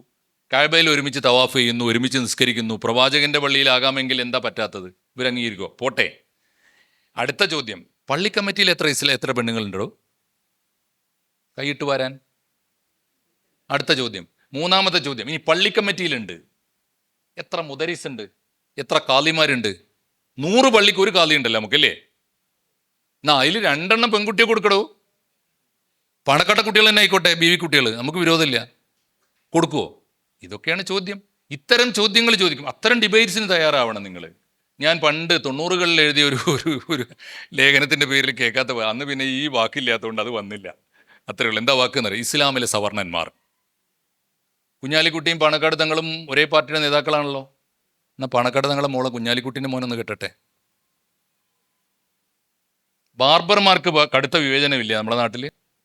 ചങ്ങനാശ്ശേരിയിലെങ്ങാണ്ട് ഒരു പള്ളിയിൽ നിന്നല്ലേ, പള്ളിയിൽ ഒസാന്മാർക്ക് വലിയ വിവേചനമില്ലേ? പൂസിലാമാർക്ക് വിവേചനമില്ലേ? എൻ്റെ റിജു മലപ്പുറം ജില്ലയുടെ തീരത്തൂടെ നടന്നു നോക്കിയാൽ മിക്ക തീരദേശ നഗരങ്ങളിലും മുസ്ലിം ലീഗ് 2 ഗ്രൂപ്പാണ്. എന്താ ഗ്രൂപ്പ് എന്നറിയോ? ഒന്ന് പൂസിലാന്മാരും മറ്റേ തറവാട്ടുകാരും. 2 ഗ്രൂപ്പ്. അറിയാലോ പൂസിലാന്മാരെന്ന് പറഞ്ഞാൽ അറിയാലോ, പുതുതായിട്ട് ഇസ്ലാമിൽ ചേർന്നവർ. അപ്പം ഞാൻ പറയുന്നത് ഇസ്ലാമിൽ ജാതീയതയുണ്ടോ? അതിനൊക്കെ അമ്മാതിരി വരട്ടെ, അത്തരം ഡിബേറ്റ്സ് വരട്ടെ, പോട്ടെ. നിങ്ങൾ പരിസ്ഥിതിയുടെ ആളുകൾ, ശരിയാണ്. പർവ്വതങ്ങൾ ഭൂമിയുടെ ആണിക്കല്ലുകളാണ്, അത് ഇളകാതെ നോക്കണം എന്നൊക്കെ പറഞ്ഞിട്ടുണ്ട്, ശരി. എന്നാൽ നിങ്ങൾ ഗ്രീൻ ഇസ്ലാം എന്ന് പറയുന്ന പുതിയ ഇസ്ലാമിനെ നിങ്ങൾ അംഗീകരിക്കുമോ? അംഗീകരിച്ചാൽ എന്താ കുഴപ്പമെന്നറിയോ? മക്കത്ത് ഹജ്ജിന് പോയാൽ ലക്ഷക്കണക്കിന് ഒട്ടകങ്ങളെയും ആടുകളെയും അവിടെ അറുക്കും. ഒരൊറ്റ ജീവിയെ കൊല്ലാൻ പാടില്ല എന്നാ ഗ്രീൻ ഇസ്ലാം. നിങ്ങൾ സമ്മതിക്കുമോ? ഞാൻ പറയുന്ന മാറുന്ന ഇസ്ലാമിനെയും ഞങ്ങൾ കാണുന്നുണ്ടേ. അവരോടും വേണം നമുക്ക് ഡിബേറ്റ് ചെയ്യാൻ. ഞാനതാ പറയുന്നത്, മാറുന്ന ഇസ്ലാമിനെയും നമ്മൾ കാണണം. എല്ലാത്തിനകത്തും ഉണ്ട് വളരെ പുരോഗമന. അതിനകത്ത് ഞാൻ പറഞ്ഞ ഒരു ഫോൾഡിൽ അവർ നിൽക്കുന്നുണ്ടാവും, പക്ഷെ അവർ മനുഷ്യവിരുദ്ധരല്ല, യുക്തിക്കെതിരല്ല അവർ. അങ്ങനെ ചിന്തിക്കുന്നവരാണ്. അപ്പം ഇത് ഉൾക്കൊള്ളാനാണ് ഇസ്ലാം ആദ്യം തയ്യാറാവേണ്ടത്. ഞാൻ ഈ പറയുന്ന കാര്യം എന്താണെന്ന് വെച്ചാൽ, ഞാൻ പറഞ്ഞു വന്ന കാര്യത്രേ ഉള്ളൂ. അതുകൊണ്ട് ഞാൻ ഉൾക്കൊള്ളുന്ന ഇസ്ലാമിൻ്റെ പേരിൽ നിങ്ങൾ അന്യനെ കൊല്ലണം, ഈ നാട് വെട്ടിമുറിക്കണം, അവരെന്നൊക്കെ ആലോചിച്ച് നോക്കൂ. ഈ കാഫർ എന്ന് പറഞ്ഞ വാക്ക് തന്നെ ഇവർ തെറ്റിദ്ധരിച്ചിരിക്കുകയല്ലേ? കാഫർ എന്ന് പറഞ്ഞ വാക്ക് തന്നെ ഇവർ ഉദ്ദേശിക്കുന്ന അർത്ഥത്തിൽ ഇസ്ലാം അല്ലാത്തവനെ വിളിക്കാനുള്ള പേരേ അല്ലത്. ഒരാൾ സത്യം അറിഞ്ഞുകൊണ്ട്, ഏത് കാര്യമാവട്ടെ, ഒരു സയൻസ് നേരത്തെ ഇവിടെ പറഞ്ഞില്ലേ, ഡോക്ടർ പറഞ്ഞില്ലേ, സയൻസ് ഇന്നതാണ് എന്ന് അറിഞ്ഞുകൊണ്ട് സ്യൂഡോ സയൻസിന് വേണ്ടി വാദിക്കുക, അവനാ കാഫർ, അവനല്ലേ കാഫർ എന്ന് വിളിക്കേണ്ടത്. അപ്പോൾ നമ്മളും കൂടുതൽ ഇവിടെ വിളിച്ചോളി, ഇതല്ലേ പ്രശ്നം. അപ്പം ഞാൻ പറഞ്ഞ ഇത്രയേ ഉള്ളൂ. ഇത് ഈ ഇസ്ലാമിൻ്റെ പേരിൽ ഞങ്ങളെയൊക്കെ ചേർത്തുകൊണ്ട് നിങ്ങൾ ഈ നടത്തുന്ന തട്ടിപ്പുണ്ടല്ലോ, അതിന് കൂട്ടുവെക്കാൻ പറ്റില്ല. ആദ്യം ഞാൻ അതുകൊണ്ട് തന്നെ ഈ ഒരു മലപ്പുറത്തെ ഒരു യാഥാസ്ഥിക കുടുംബത്തിൽ പിറന്ന ഒരു മുസ്ലിം സാമാന്യ വിദ്യാഭ്യാസം കിട്ടിയ അധ്യാപകനായി എന്നതുകൊണ്ട് എൻ്റെ ആദ്യത്തെ ബാധ്യത എന്താണ്? എൻ്റെ പേരിൽ നടക്കുന്ന ഈ കച്ചവടം പൊട്ടിക്കലല്ലേ. നീ പോയിട്ട് പിന്നെ മൗറീഷ്യസിൽ പോയിട്ട് അവിടുത്തെ കൺഫ്യൂഷനിസത്തെക്കുറിച്ച് വിമർശിച്ചില്ല എന്ന് പറഞ്ഞാൽ എന്താ അർത്ഥമുള്ളത്? ഞാൻ എൻ്റെ വീട്ടിൽ വിമർശിക്കട്ടെ ആദ്യം? അതിനെന്നെ നേരമില്ല, അത് തന്നെ തീർന്നിട്ട് വേണ്ടേ? ഞാൻ പറഞ്ഞത് ഇത്രയേ ഉള്ളൂ. ഇത് നിങ്ങൾ ഈ ഇസ്ലാമിനെ മാത്രം വിമർശിക്കുന്നു, ഞങ്ങളത് ചെയ്യൂടോ, നിങ്ങൾ ബാക്കിയുള്ളത് ചെയ്തോ. ഒന്ന്. രണ്ടാമത്തെ കാര്യം, പുതിയ ശാസ്ത്രീയമായ പഠനം എന്ന് പറഞ്ഞാൽ എന്താ? പെഡഗോഗിയാണല്ലോ ഞങ്ങൾ പഠിച്ചതും പഠിപ്പിക്കുന്നതും. അയൽപക്കത്തുകാരനെ ഇപ്പം എന്നോട് ചോദിക്കുന്നൊരു ചോദ്യമാണ്, ഈ കമ്പാരിറ്റീവ് ലിറ്ററേച്ചർ നമ്മൾ പഠിക്കും, കമ്പാരിറ്റീവ് തിയോളജി നമ്മൾ പഠിക്കും, കമ്പാരിറ്റീവ് ഫിലോസഫി നമ്മൾ പഠിക്കും. പഠിച്ചതുപോലെ ബോധ്യത്തോടെ പറയണം. അത് ഫാക്ടോറിയൻ ആയിരിക്കണം, സെക്ടേറിയൻ ആവരുത്. ഞാൻ കോഴിക്കോട്ട് തന്നെ ഈ കേസരിയുടെ വാർഷികത്തിന് ചെയ്തൊരു പ്രസംഗം വൈറലായി എന്ന് പറഞ്ഞാൽ ചീത്ത ഒരുപാട് കേട്ടു എന്നർത്ഥം, അത്രയേ ഉള്ളൂ. ഞാൻ പറഞ്ഞ കാര്യം ഇതാണ്, ലോകത്തിൽ ഒരു ദൈവം, ആ ദൈവത്തിൻ്റെ ഏറ്റവും വലിയ ഭക്തനോട് പറയാണ്, അർജുന, പ്രപഞ്ചസാരം മുഴുവൻ ഞാൻ നിനക്ക് പറഞ്ഞു തന്നിരിക്കുന്നു. ഇത് ഗീതയിലെ 18-ാം അധ്യായത്തിലെ 63-ാം വാക്യമാണ്. സി രാധാകൃഷ്ണൻ സാറ് ഗീതാദർശനം വായിച്ചിട്ടാണ്, ഞാനത് അദ്ദേഹത്തിൻ്റെ പുസ്തകം വായിച്ചിട്ടാണ്, ഞാൻ ഇംഗ്ലീഷിലും മലയാളത്തിലും മനോഹരമായിട്ട് എഴുതിയിട്ടുണ്ട്. എന്താ പറയണത്? ഞാൻ പറയുന്ന യുക്തിവാദികൾക്ക് ഉയർത്തിപ്പിടിക്കാവുന്ന, ഞാൻ പറഞ്ഞ സ്വതന്ത്ര ചിന്തകർക്ക് ഉയർത്തിപ്പിടിക്കാവുന്ന വാക്യങ്ങൾ ഗീതയിലുണ്ടെന്നേ. എന്താ 63-ാമത്തെ വാക്യം? അർജുന, പ്രപഞ്ചരഹസ്യം മുഴുവനും ഞാൻ നിനക്ക് പറഞ്ഞു തന്നിരിക്കുന്നു. ഞാൻ വിഷ്ണുവിൻ്റെ അവതാരമാണ്, ഞാൻ ദൈവത്തിൻ്റെ അവതാരമാണല്ലോ, ഞാൻ പറഞ്ഞു തന്നിരിക്കുന്നു. എന്നിട്ടോ അടുത്ത വാക്യമാണ് പ്രധാനം. ഞാൻ പറഞ്ഞത് ദൈവവാക്യമാണ്, കേട്ടോളണം. കേട്ടാ നിനക്ക് നല്ലത് സ്വർഗം, ഇല്ലെങ്കിലോ നരകത്തിലെ തീയ് വിറക്. ഒന്നും പറഞ്ഞിട്ടില്ല ഭഗവാൻ. എന്താ പറഞ്ഞറിയോ? അർജുന, ഞാൻ പറഞ്ഞ മുഴുവൻ കേട്ടല്ലോ, ഇനി നിനക്കൊരു പണിയുണ്ട്. നിനക്ക് വിശേഷപ്പെട്ടൊരു സാധനം ഞാൻ തന്നിട്ടുണ്ട്, വിവേകം, കോമൺ സെൻസ്. അത് ഉപയോഗിച്ചിട്ട് നീ എൻ്റെ വാക്യങ്ങളെ വിലയിരുത്തി വിമർശിക്ക്. വിമർശയിതത് അശേഷേണ, കമ്പോട് കമ്പ് വിമർശിക്ക്. ഈ ദൈവം എന്തൊക്കെയാണ് പറഞ്ഞു വെച്ചിട്ടുള്ളത് ചിന്തിക്ക്, വിമർശിക്ക്, യുക്തിപൂർവ്വം ചിന്തിക്ക്. എന്നിട്ട് എന്താ ചെയ്യേണ്ട? അവസാനം എന്താ ചെയ്യേണ്ടത്? യഥേച്ഛസു തഥാ കുരു.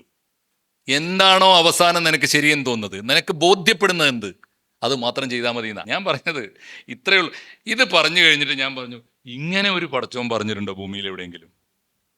എന്നെ ചോദ്യം ചെയ്യടോ എന്ന് പ്രഖ്യാപിക്കുന്ന ഒരു ദൈവം ഉണ്ടെങ്കിൽ ആ ദൈവത്തിന് മറ്റേ ദൈവത്തേക്കാൾ ഒരു ലേശം മേന്മ കൊടുത്തൂടെ? ഒരു 4 മാർക്ക് കൂടുതൽ. ഇത് പറഞ്ഞാൽ സംഖ്യ. ഇതൊക്കെ ഇവിടുത്തെ പ്രശ്നം. മാധവിക്കുട്ടിയെ മതം മാറ്റിയിട്ട് 1-ാമത്തെ ഗഡുവായിട്ട് $10 ലക്ഷം വാങ്ങിയത് ലോകം മുഴുവനുള്ള എല്ലാ മനുഷ്യന്മാർക്കും അറിയാം. കാനഡയിൽ നിന്നാണ് ആദ്യത്തെ പുസ്തകം വന്നത്. ആ പുസ്തകം വന്നപ്പോൾ സഹിക്കാഞ്ഞിട്ട് ഞാൻ അന്നത്തെ ബുദ്ധിജീവികളൊക്കെ പോയി കണ്ടു. സാർ, ഇതൊന്ന് ലോകത്തോട് പറയണ്ടേ? ഇത് ഏതെങ്കിലും ഒരു നാട്ടിലെ ഒരു സാധാരണ പെൺകുട്ടിയെ ബലാത്കാരം ചെയ്ത കേസാണോ? മലയാളത്തിൻ്റെ സംസ്കാരത്തെ ലോകോത്തരമായൊരു വിധാനത്തിലേക്ക് ഉയർത്തിയ ഒരു വലിയ എഴുത്തുകാരിയെ അനാദരിച്ച ആക്രമിച്ച കേസല്ലേ, ആരും എന്താ മിണ്ടാത്തത്? അപ്പോൾ പറഞ്ഞ ഉത്തരം ഭയങ്കര രസമാട്ടോ. ഉത്തരം ബുദ്ധിജീവികൾ പറഞ്ഞ ഉത്തരം ഭയങ്കര രസമാണല്ലോ. അവർ പറയുന്നതിന് ഒരു സൗകര്യമുണ്ട്, അവർക്കും മനസ്സിലാവില്ല, നമുക്കും മനസ്സിലാവില്ല. പക്ഷേ കമ്മ്യൂണിസ്റ്റുകാർ പറഞ്ഞ ഉത്തരം എനിക്ക് മനസ്സിലായി. കമ്മ്യൂണിസ്റ്റുകാർ പറഞ്ഞ ഉത്തരം എന്താ അറിയോ? ആഘോഷപൂർവ്വം ലോകത്തിലെ ഇസ്ലാമിലേക്ക് വന്നു ചേർന്ന ഒരാളാണല്ലോ അവർ. മാധവിക്കുട്ടിയുടെ വരവിനെ ലോക ഇസ്ലാം ആഘോഷിച്ചതാണ്. ഇപ്പോൾ നമ്മുടെ നേതാവ് തന്നെ പറ്റിച്ചതാണ്. അത് ഒരു കള്ളക്കച്ചവടമായിരുന്നു എന്ന് മനസ്സിലാക്കുമ്പോൾ അവർക്ക് സങ്കടം വരൂലേ? അവർക്ക് സങ്കടം വന്നാൽ പിന്നെ പറഞ്ഞ നമുക്ക് വോട്ട് കുറയില്ലേ? ഇതിൻ്റെ പേരാണ്, ഇതിൻ്റെ പേരാ, എന്ത് പേരാ അതിന് പറയുക? കൂട്ടത്തിൽ ഇതും കൂടി പറയും, സംഘപരിവാർ ഉപയോഗിക്കും. സംഘപരിവാർ ഉപയോഗിച്ചിട്ടില്ല കേട്ടോ. ഞാൻ റിജു പറയാത്ത ചില കണക്ക് പറയാം. ഞാനിപ്പോൾ സബ് ജുഡീസ് ആയതുകൊണ്ട് എനിക്ക് മുഴുവൻ പറയാൻ വയ്യ. ഈ കേസിൽ എനിക്കെതിരായിട്ട് കേസ് വന്നത് എവിടെ നിന്നറിയോ? സംഘപരിവാർ എന്നാണ്. PS ശ്രീധരൻപിള്ള കേസ് കൊടുത്തിട്ടുണ്ട്. ഇനിയിപ്പോൾ കോടതി അലക്ഷ്യമായെങ്കിൽ ആവട്ടെ, ഇപ്പം അതായിട്ട് കുറക്കണ്ട. ശ്രീധരൻപിള്ള കേസ് കൊടുത്തിട്ടുണ്ട്. എന്താ കാര്യം എന്നറിയോ? സമദാനി ഇത്ര വലിയൊരു കൊള്ള നടത്തിയിട്ട് ആ സമദാനിയുടെ കേസ് വക്കാലത്തെടുക്കാൻ പാടുണ്ടോ ഇയാൾ? അത് അധാർമികമല്ലേന്ന് ഞാൻ ചോദിച്ചു. അപ്പോൾ അഹമ്മദ് എന്നെ അപമാനിച്ചു, ഞാൻ മാനത്തിന് വലിയ വിലയുള്ള 1 കോടിയാണത്രേ മാനനഷ്ട കേസ്. ഞാൻ പറയുന്നത് നമ്മൾ പറയാനുള്ളത് എല്ലാവരോടും പറയണം, കണക്ക് തീർത്ത് പറയണം. പക്ഷെ വേറൊരു ഗുണമുള്ളത്, അദ്ദേഹത്തിൻ്റെ കൂടെ, അദ്ദേഹത്തിൻ്റെ ധർമ്മത്തിൻ്റെ, അദ്ദേഹത്തിൻ്റെ സംസ്കാരത്തിൻ്റെയും കൂടെയൊക്കെ എനിക്ക് തോന്നുന്നില്ല സംഘപരിവാറിലെ സാമാന്യം ചിന്തിക്കുന്ന മനുഷ്യർ. നേരത്തെ റിജു പറഞ്ഞല്ലോ, അതിനകത്തുണ്ട് ചിന്തിക്കുന്ന മനുഷ്യർ ധാരാളം പേരുണ്ട്. ഈ കച്ചവടക്കാർക്കും കൊള്ളക്കാർക്കും ഒന്നും കൂട്ടു നിൽക്കുന്നവരല്ല. അപ്പോൾ ഞാൻ പറഞ്ഞ ഇത്രയേ ഉള്ളൂ. ഞാൻ അവസാനിപ്പിക്കുന്നു. ഇത്തരത്തിൽ പറയേണ്ടത് പറയുന്ന നേരത്തെ ഒറ്റ കാര്യം കൂടി. ഞാൻ നേരിട്ടൊരു കേസ് ആയതുകൊണ്ട് 1 മിനിറ്റ്. 1921 മലബാർ കലാപം നിങ്ങളത് മനസ്സിലാക്കിയിട്ടുണ്ടാവും തോന്നുന്നു ഇല്ലേ? ഞാൻ ഈ പറഞ്ഞ കേസ്, മാധവിക്കുട്ടിയുടെ കേസ് കുറേ കാലം എൻ്റെ മനസ്സിൽ കൊണ്ടു നടന്നു. കണ്ടവരോടൊക്കെ പറഞ്ഞു നോക്കി. എന്തുകൊണ്ടാണെന്നറിയോ? ഞാൻ പറഞ്ഞാൽ പോരാ. ഞാൻ സക്കറിയ സാറിനോട് പറഞ്ഞു, നിങ്ങളല്ലേ പറയേണ്ടത്. കാരശ്ശേരിയോട് പറഞ്ഞു, നിങ്ങളല്ലേ പറയേണ്ടത്. വലിയ ആളുകൾ പറഞ്ഞാൽ വേഗം ശ്രദ്ധ കിട്ടുമല്ലോ. ഒരു രക്ഷയില്ല എന്ന് കണ്ടപ്പോൾ ഞാൻ പറയുന്നത്, അന്ന് എസെൻസ് ഇല്ല, പക്ഷെ നിങ്ങൾക്ക് അതിൻ്റെ ക്രെഡിറ്റ്. അന്ന് സ്വതന്ത്ര ലോകം മലപ്പുറത്തെ എടക്കരയിൽ സംഘടിപ്പിച്ചു. ആരെങ്കിലും ആ യോഗത്തിലുണ്ടായിരുന്നോ എന്ന് എനിക്കറിയില്ല. നീ ഉണ്ടായിരുന്നില്ലേ? 10-30 പേരേ ഉള്ളൂ, കുറച്ച് കുട്ടികളേ ഉള്ളൂ ഇവർ. ആ യോഗത്തിലാണ് ഞാൻ ആദ്യമായിട്ട് പറഞ്ഞത്. പിന്നെ ഒരു ഗുണമുള്ളത്, ഈ പുതിയ കാലത്തിൻ്റെ മീഡിയ അന്ന് വേറെ ആരും ഈ ലൈവൊന്നും ഞങ്ങളെയൊക്കെ പ്രസംഗങ്ങൾ ഇപ്പോൾ എവിടെ പോയാലും ലൈവ് ഉണ്ട്. ഇവിടെ അന്ന് അവർക്ക് ലൈവ് ഉണ്ട് അല്ലേ? നിങ്ങളൊക്കെ തന്നെ ആയിരിക്കും ചെയ്തിട്ടുണ്ടാവുക. ആ പ്രസംഗം കത്തിക്കയറിപ്പോയി, ആളുകൾ ഏറ്റെടുക്കേണ്ടി വന്നു, അതുണ്ടായത്. അപ്പോൾ ഞാൻ പറഞ്ഞത്, സ്വതന്ത്ര ലോകത്തിന് ആ ഇഷ്യൂ ലോകത്തെ അറിയിച്ചതിൽ AP അഹമ്മദ് മാഷക്ക് മാത്രമല്ല, സ്വതന്ത്ര ലോകത്തിന് വലിയ പങ്കുണ്ട്. അന്ന് എസെൻസ് ഇല്ലാത്തതുകൊണ്ടാണ്. അത്രയേ ഉള്ളൂ. ഞാൻ പറഞ്ഞ ഒരു കാര്യം അതാ. രണ്ടാമത്തെ കാര്യം, ഇത് പറഞ്ഞാൽ സംഖ്യയാവോ? അങ്ങനെ ആവുന്നെങ്കിൽ സംഖ്യ അത്ര മോശം കാര്യമല്ല എന്നാണ് ഞാൻ വിചാരിക്കുന്നത്. അങ്ങനെയാണെങ്കിൽ ഇതൊക്കെ പറയുന്നവനെയാണ് നിങ്ങൾ സംഖ്യ എന്ന് വിളിക്കുന്നത്. അതേ സമയത്ത് നിങ്ങളുടെ ഇപ്പോൾ ഈ സംഘീയ നേതാക്കന്മാർക്ക് തന്നെ പറ്റാത്തത് പറയുമ്പോൾ അവർ കേസും കൊടുക്കുന്നുണ്ട്. കൊടുത്തോട്ടേന്നേ. അവസാനത്തെ ഒറ്റ കാര്യം കൂടി, ഈ 1921 മലബാർ കലാപം സാമാന്യം ബോധമുള്ള എല്ലാ ചരിത്രകാരന്മാരും, ഏറ്റവും ചുരുങ്ങിയത് ഈ ഇംഗ്ലീഷിലും മലയാളത്തിലുള്ള 21 പുസ്തകങ്ങൾ കമ്പോട് കമ്പ് മലബാർ കലാപത്തെക്കുറിച്ച് എഴുതിയത് കമ്മ്യൂണിസ്റ്റുകാരുൾപ്പെടെ, ബ്രിട്ടീഷ് കമ്മ്യൂണിസ്റ്റ് പാർട്ടിയുടെ സെക്രട്ടറി കോൺറാഡ് വുഡ് ഉൾപ്പെടെ എഴുതിയത് പറഞ്ഞിട്ട് വായിച്ചിട്ട് ഞാൻ പറയണേ. ഈ മലബാർ കലാപം ഒരു വർഗസമരമായി ആരംഭിച്ചു, അതിവേഗം കൈവിട്ടു പോയി, വർഗീയ കലാപമായിട്ട് പോയി. ആയിരക്കണക്കിന് ഹിന്ദുക്കളെ ദ്രോഹിച്ച കലാപമാണ്. വാരിയംകുന്നൻ ദ്രോഹിച്ചതിന് കണക്കില്ല എന്ന് സാമാന്യ ബോധമുള്ള എല്ലാ ചരിത്രകാരന്മാരും എഴുതി വെച്ചിട്ടുണ്ട്. ഇത് സത്യസന്ധമായി പറഞ്ഞു 1946 കമ്മ്യൂണിസ്റ്റ് പാർട്ടി EMSൻ്റെ അധ്യക്ഷതയിൽ തിരുവിതാംകൂർ, കൊച്ചി, മലബാർ 3 സംസ്ഥാനങ്ങളുടെ സമ്മേളനം ഒരുമിച്ച് കോഴിക്കോട്ട് ചേർന്നിട്ട് മലബാർ കലാപം ആഹ്വാനവും താക്കീതും എന്ന പേരിൽ പിന്നീട് പുസ്തകമായിട്ട് വന്നു. 46ൻ്റെ പ്രത്യേകത എന്താ? മലബാർ കലാപത്തിന് 25 കൊല്ലം പൂർത്തിയാകുമ്പോൾ.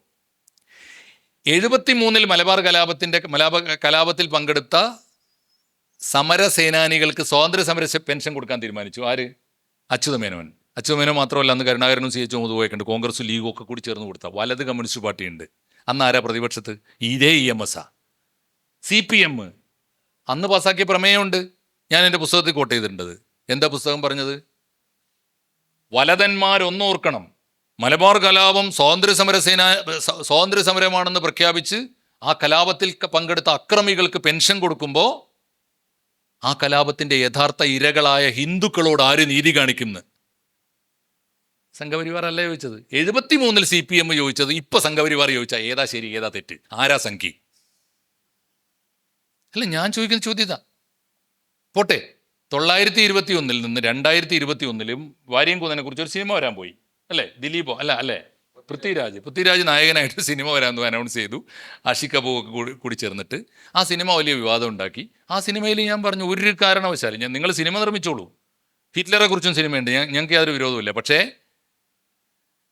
പുതിയ ലോകത്ത് ഒരു അധ്യാപകൻ എന്ന നിലയ്ക്ക് ഉത്തരവാദിത്വം, അന്ന് ഞാൻ റിട്ടയർ ചെയ്യാൻ പോകുന്ന കൊല്ല 1921, ഞാൻ പറഞ്ഞു, എത്രയോ വേദികളിൽ ഞാൻ പറഞ്ഞു, ചങ്കുപൊട്ടി പറഞ്ഞു, എൻ്റെ കുട്ടികൾക്ക് സ്വതന്ത്ര ഇന്ത്യയിൽ ഒരു ഐക്കണായി ഉയർത്തി കാണിച്ചു കൊടുക്കാൻ പറ്റിയ ഒരു മാതൃകയല്ല വാര്യംകുന്നൻ.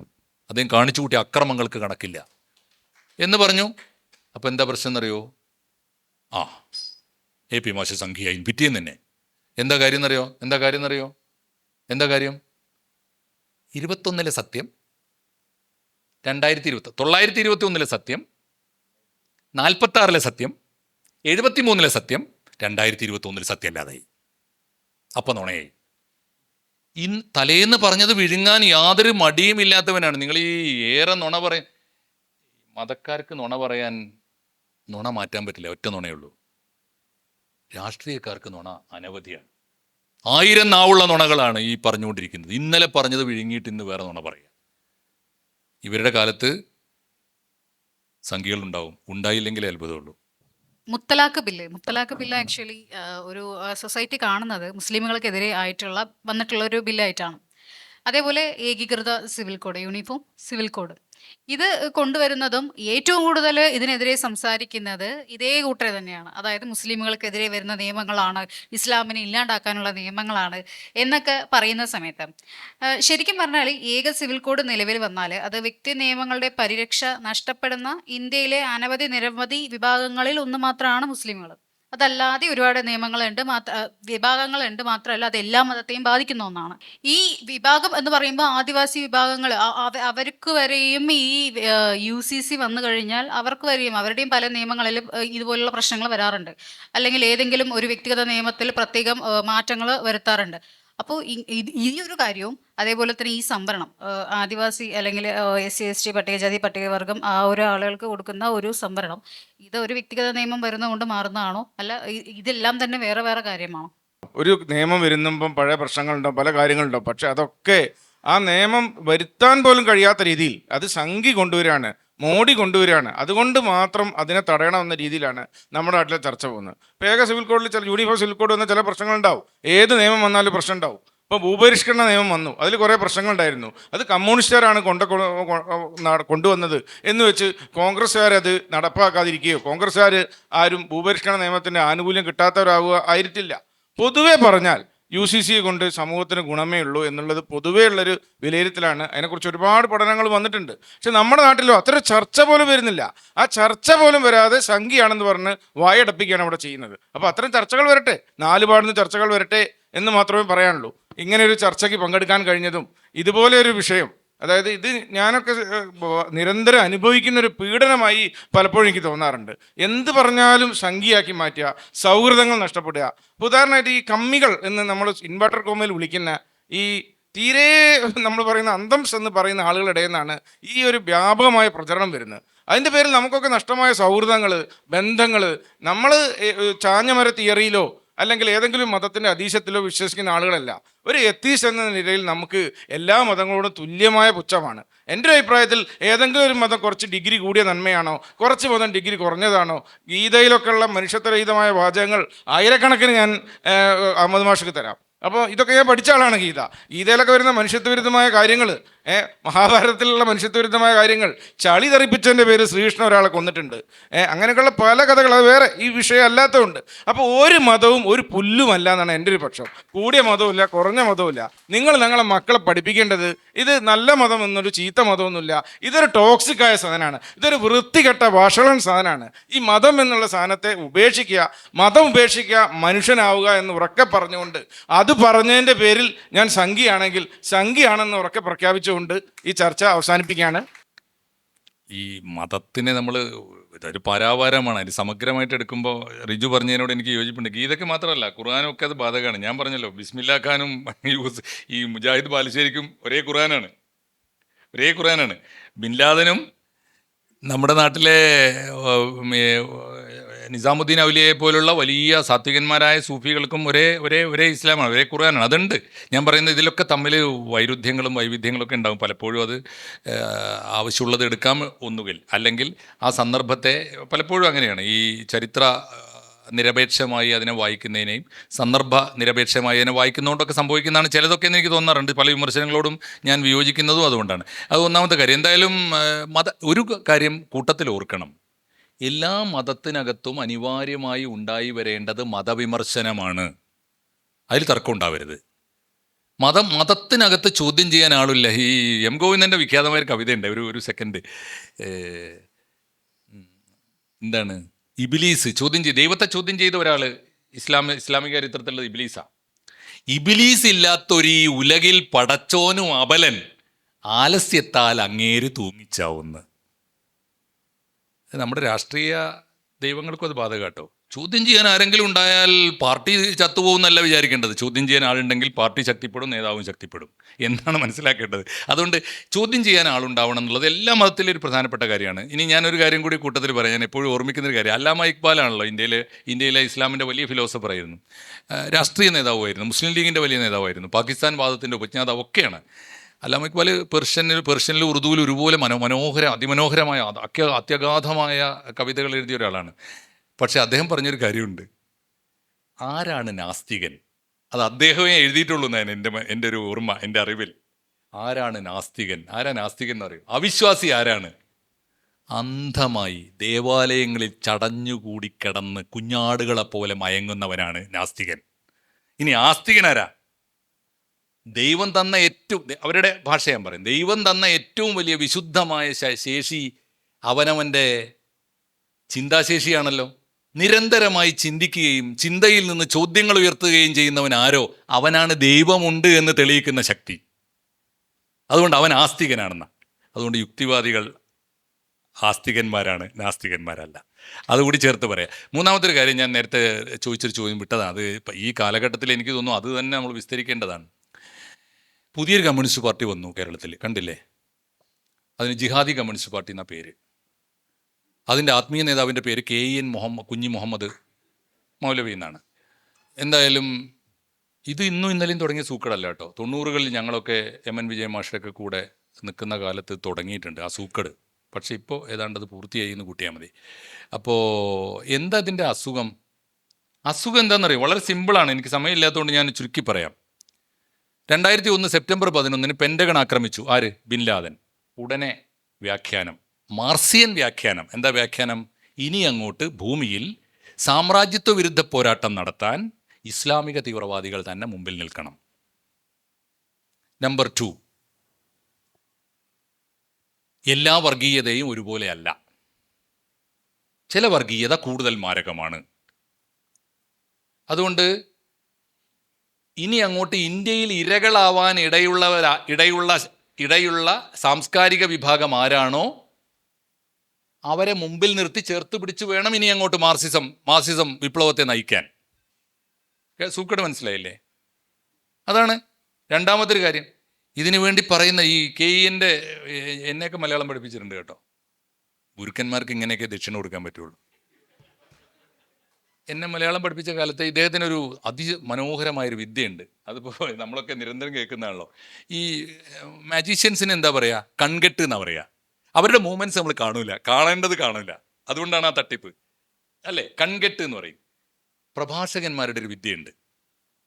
ഞാൻ ഇതുവരെ പഠിച്ചിട്ട് കിട്ടുന്നില്ല, പഠിക്കാൻ പറ്റുന്നില്ല. എന്താ വിദ്യ എന്ന് പറയുക? കാതുകെട്ട്. വാക്കുകളുടെ ഒരു കലവറയിൽ ഇങ്ങനെ സത്യം പതുക്കെ അങ്ങോട്ട്. ഒരു ഉദാഹരണം, KN വിഖ്യാതമായൊരു പ്രഭാഷണം എത്രയോ ആളുകൾ ഇങ്ങനെ ആഘോഷിക്കുകയാണ്. എന്താ വെച്ചാൽ, കാക്ക കുളിച്ചാൽ കൊക്കാകുമോ? എന്താ അടുത്ത ചോദ്യം എന്നറിയോ? എന്താ അങ്ങനെ ഒരു പഴഞ്ചൊല്ല് വരാൻ? പഴഞ്ചൊല്ലിൽ പതിരുണ്ട്. എങ്ങനെയാണ് പഴഞ്ചൊല്ല് വേണ്ടത്? കൊക്ക് കുളിച്ചാൽ കാക്കയാകുമോ? എൻ്റെ പൊന്നു സാറേ, അത് അത്യുക്തിയാണ്, ആവർത്തനമാണത്. എന്തിനാ അതിൻ്റെ ആവശ്യം? ഒരു ജീവിയുടെ സഹജഭാവം മാറുകയില്ല എന്നല്ലേ പറഞ്ഞതിന് അർത്ഥമുള്ളൂ. കാക്ക കുളിച്ചാൽ കൊക്കാവുമോ എന്ന് ചോദിച്ചാൽ അതിൽ തന്നെ ഉണ്ട് അതിൻ്റെ വിപരീതം, ഇല്ലേ? ഇത് ഇദ്ദേഹം പിറ്റേന്ന് വേറെ ചോദിക്കേണ്ട കാര്യം എന്താ?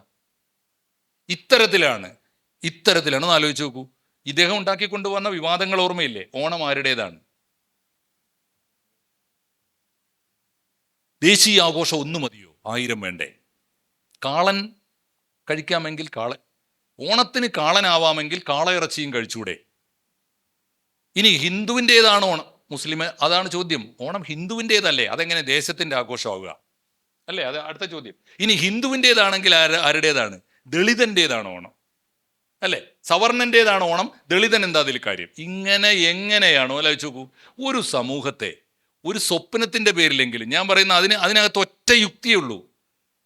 ഏതൊരു ആഘോഷത്തിനും 3 ബേസ് ഉണ്ടാവാം. ഒന്നുകിൽ ഒരു മിത്ത്, അല്ലെങ്കിൽ ഒരു വിശ്വാസം, അല്ലെങ്കിൽ ഒരു ചരിത്രം. അങ്ങനെയല്ലേ ആഘോഷം ഉണ്ടാവുക? നമ്മൾ എന്താ വിലയിരുത്തേണ്ടത്? സ്വതന്ത്രമായി ചിന്തിക്കുന്ന മനുഷ്യന്മാരെന്ന നിലയിൽ നമ്മൾ വിലയിരുത്തുന്നത് എന്താ? വൺസ് ആ ആഘോഷം ഏതെങ്കിലും കൈവഴിയിലൂടെ വന്ന് ചരിത്രത്തിൻ്റെ ഭാഗമായി, അത് സെർവ് ചെയ്യുന്ന പർപ്പസ് എന്താ? മനുഷ്യൻ ഒന്നാണ് എന്ന സ്വപ്നം, ഒരുമിച്ച് നിൽക്കാനുള്ള സ്വപ്നം, അല്ലേ? എന്തെല്ലാം നമ്മൾ കൊടുക്കുകയും വാങ്ങുകയും ചെയ്തു. എൻ്റെ അയൽവീട്ടിലെ ചിന്നമ്മേടത്തിയുടെ ഓണത്തിന് ആദ്യകാലത്തൊന്നും ഉണ്ടായിരുന്നില്ല. ആദ്യം പച്ചക്കറിയായിരുന്നു മുഴുവനും. പിന്നെ അറിയാതെ ചിന്നമ്മേടത്തിയുടെ മോൻ്റെ ബാബുരാജിൻ്റെ കാലമൊക്കെ ആയപ്പോൾ ഞാനും ബാബുവും അറിയാതെ പതുക്കെ ഈ ഇലയുടെ ചേലച്ചീന്തിൻ്റെ അറ്റത്ത് ഒരു പൊരിച്ച കോഴിക്കാല്. ഇത് ഏത് വേദാടോ? വിയർപ്പ് പങ്കിടുന്ന മനുഷ്യന്മാർ രുചിയും പങ്കിടും, അത്രയേ ഉള്ളൂ അതിൻ്റെ സംശയം. ഇനി ഇത് ആരുടേതാണ് ഓണം എന്ന ചോദ്യം ഇപ്പോൾ ഉണ്ടല്ലോ, മാമനൻ്റേതാണല്ലോ എന്നൊക്കെ എനിക്ക് തോന്നുന്നു. റിജുവിനൊക്കെ അതിൽ പക്ഷം എനിക്ക് അറിഞ്ഞൂടാ. ഞാൻ അതിൽ കാണുന്നൊരു കാര്യം ഇതാണ്.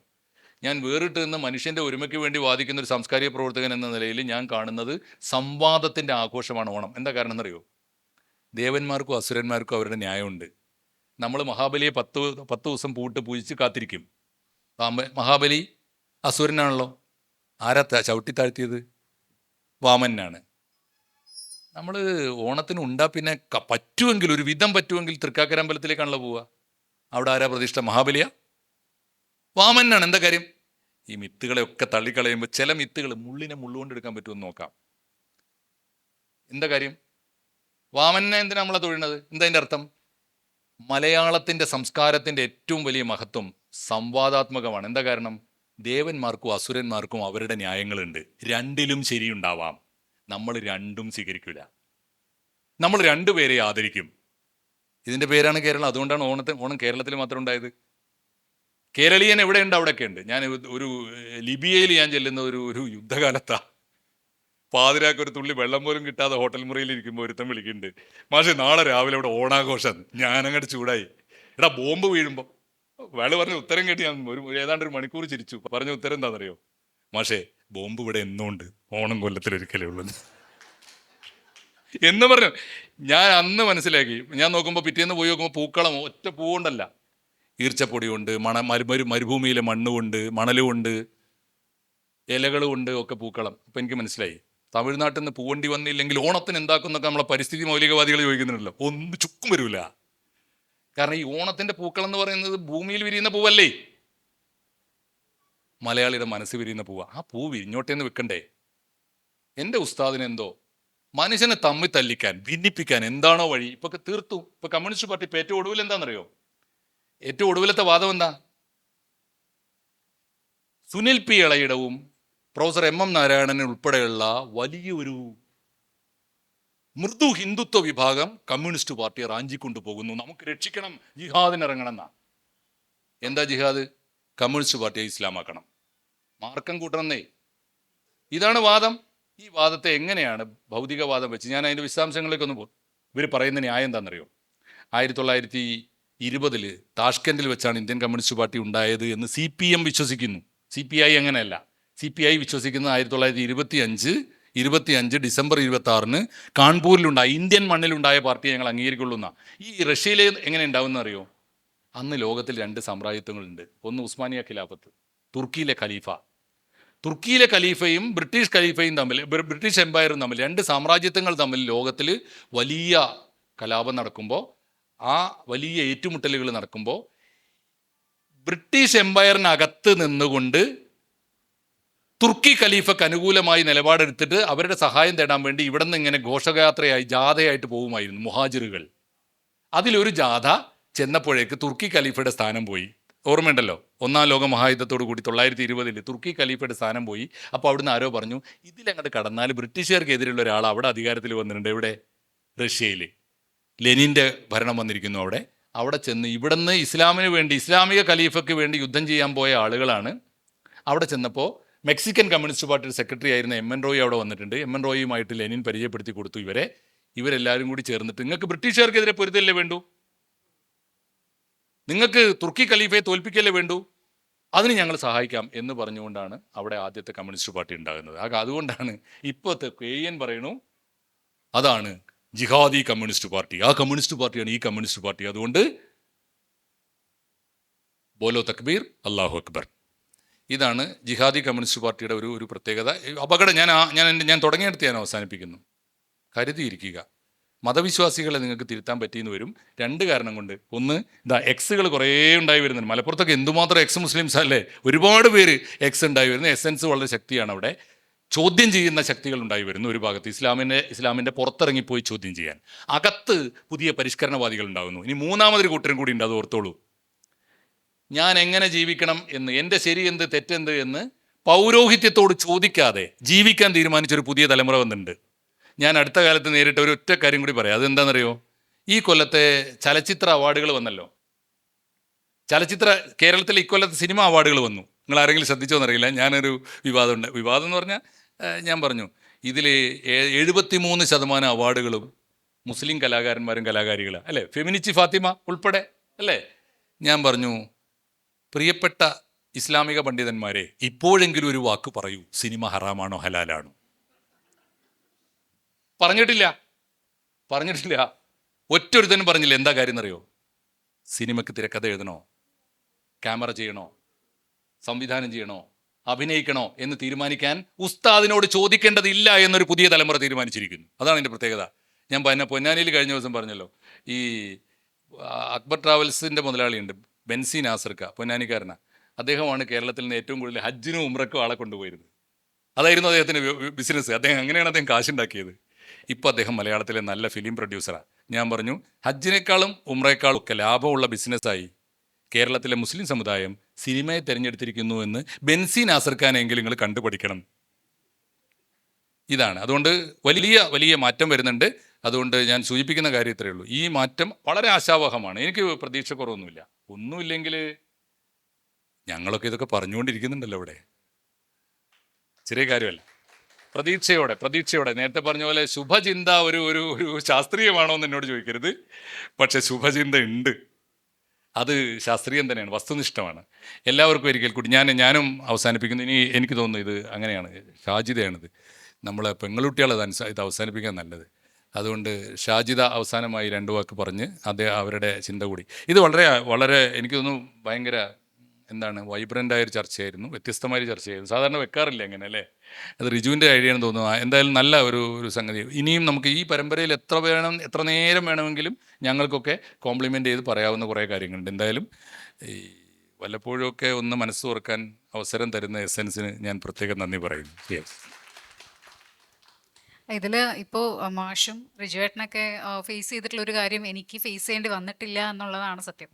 ഞാൻ ഒന്നാമത് കേരളത്തിൽ അല്ല, ഞാൻ ബാംഗ്ലൂർ ബേസ്ഡാണ് ഞാൻ കൂടുതലും നിൽക്കാറുള്ളത്. ഇപ്പോൾ നാട്ടിലുണ്ടെങ്കിലും എൻ്റെ ജില്ലയിലല്ല, ഞാൻ മറ്റു ജില്ലകളിലായിട്ടാണ് എൻ്റെ വർക്കും. അങ്ങനെയാണ് ഞാൻ പോയിക്കൊണ്ടിരിക്കുന്നത്. അപ്പോൾ നമ്മൾ ഇതിൽ പറയാനുള്ളൊരു കാര്യം എന്താ വെച്ചാൽ, നമ്മളെ ഒറ്റപ്പെടുത്തിയാൽ കുഴപ്പമില്ല. ഇതുപോലെ ഒരുപാട് ഒറ്റപ്പെട്ട ആളുകൾ ഒന്നിച്ചുകൂടി ഞങ്ങൾ തന്നെ ഉണ്ട്. അതായത് ഞങ്ങൾ തന്നെ ഒരു കമ്മ്യൂണിറ്റി ബിൽഡ് ചെയ്തിട്ടുണ്ട്. ഇപ്പോൾ നമുക്ക് ഞങ്ങൾക്ക് ഒരുപാട് ഫ്രണ്ട്സ് ഉണ്ട്, ഞങ്ങൾക്ക് ഒരുപാട് സഹോദരിമാർ എല്ലാം തന്നെ ഈ ഒരു കമ്മ്യൂണിറ്റിയിൽ നിന്ന് കിട്ടുന്നുണ്ട്. ഇപ്പോൾ നമ്മൾ പറയുകയാണെന്നുണ്ടെങ്കിൽ എല്ലാ വീട്ടിലും ഓരോ എക്സ് മുസ്ലിം ഉണ്ടാവും എന്ന് പറയുന്ന ഒരുപാട് സത്യം തന്നെയാണ്. കാരണം ഞാൻ ഇതിൽ വന്നതിന് ശേഷം എൻ്റെ ഇൻബോക്സിലാണെങ്കിലും എന്നെ നേരിട്ട് കാണുമ്പോഴാണെങ്കിലും നമ്മൾ ഒരിക്കലും വിചാരിക്കാത്ത ആളുകളാണ് എനിക്കും ഇതൊക്കെ പറയണമെന്നുണ്ട്, പക്ഷെ നിനക്കത് പബ്ലിക്ലി വന്ന് പറയാനായിട്ട് കഴിയുന്നുണ്ട്, എനിക്കത് കഴിയുന്നില്ല എന്നുള്ളത് എന്തു പറയാം, അവർക്ക് അതിൻ്റെ ഒരു ആശങ്കാജനകമായിട്ടുള്ള ഓരോ കാര്യങ്ങളും നമ്മുടെ അടുത്ത് പറയാറുണ്ട്. അപ്പോൾ അതൊക്കെ വെച്ച് നോക്കുകയാണെന്നുണ്ടെങ്കിൽ പുതിയ തലമുറ, അതായത് ഞാനൊക്കെ ഫേസ് ചെയ്യുന്ന പോലെ പുതിയ തലമുറയ്ക്ക് ഒരിക്കലും തന്നെ അങ്ങനെ ഒരു ഫിയർ ഇല്ല. അവർ ഓപ്പണായിട്ട് അല്ലെങ്കിൽ അവരുടെ സ്വതന്ത്ര ചിന്ത ഉൾക്കൊണ്ടുകൊണ്ട് അവർ കാര്യങ്ങളൊക്കെ വളരെ സ്ട്രെയിറ്റ് ഫോർവേഡായിട്ട് ചെയ്യുന്നുണ്ട് എന്നുള്ളത് മനസ്സിലാക്കാനായിട്ട് കഴിയുന്നുണ്ട്. അപ്പോൾ ഈ ഒരു സെഷൻ ഞാൻ വൈൻഡപ്പ് ചെയ്യാണ്. എന്തായാലും നന്ദി.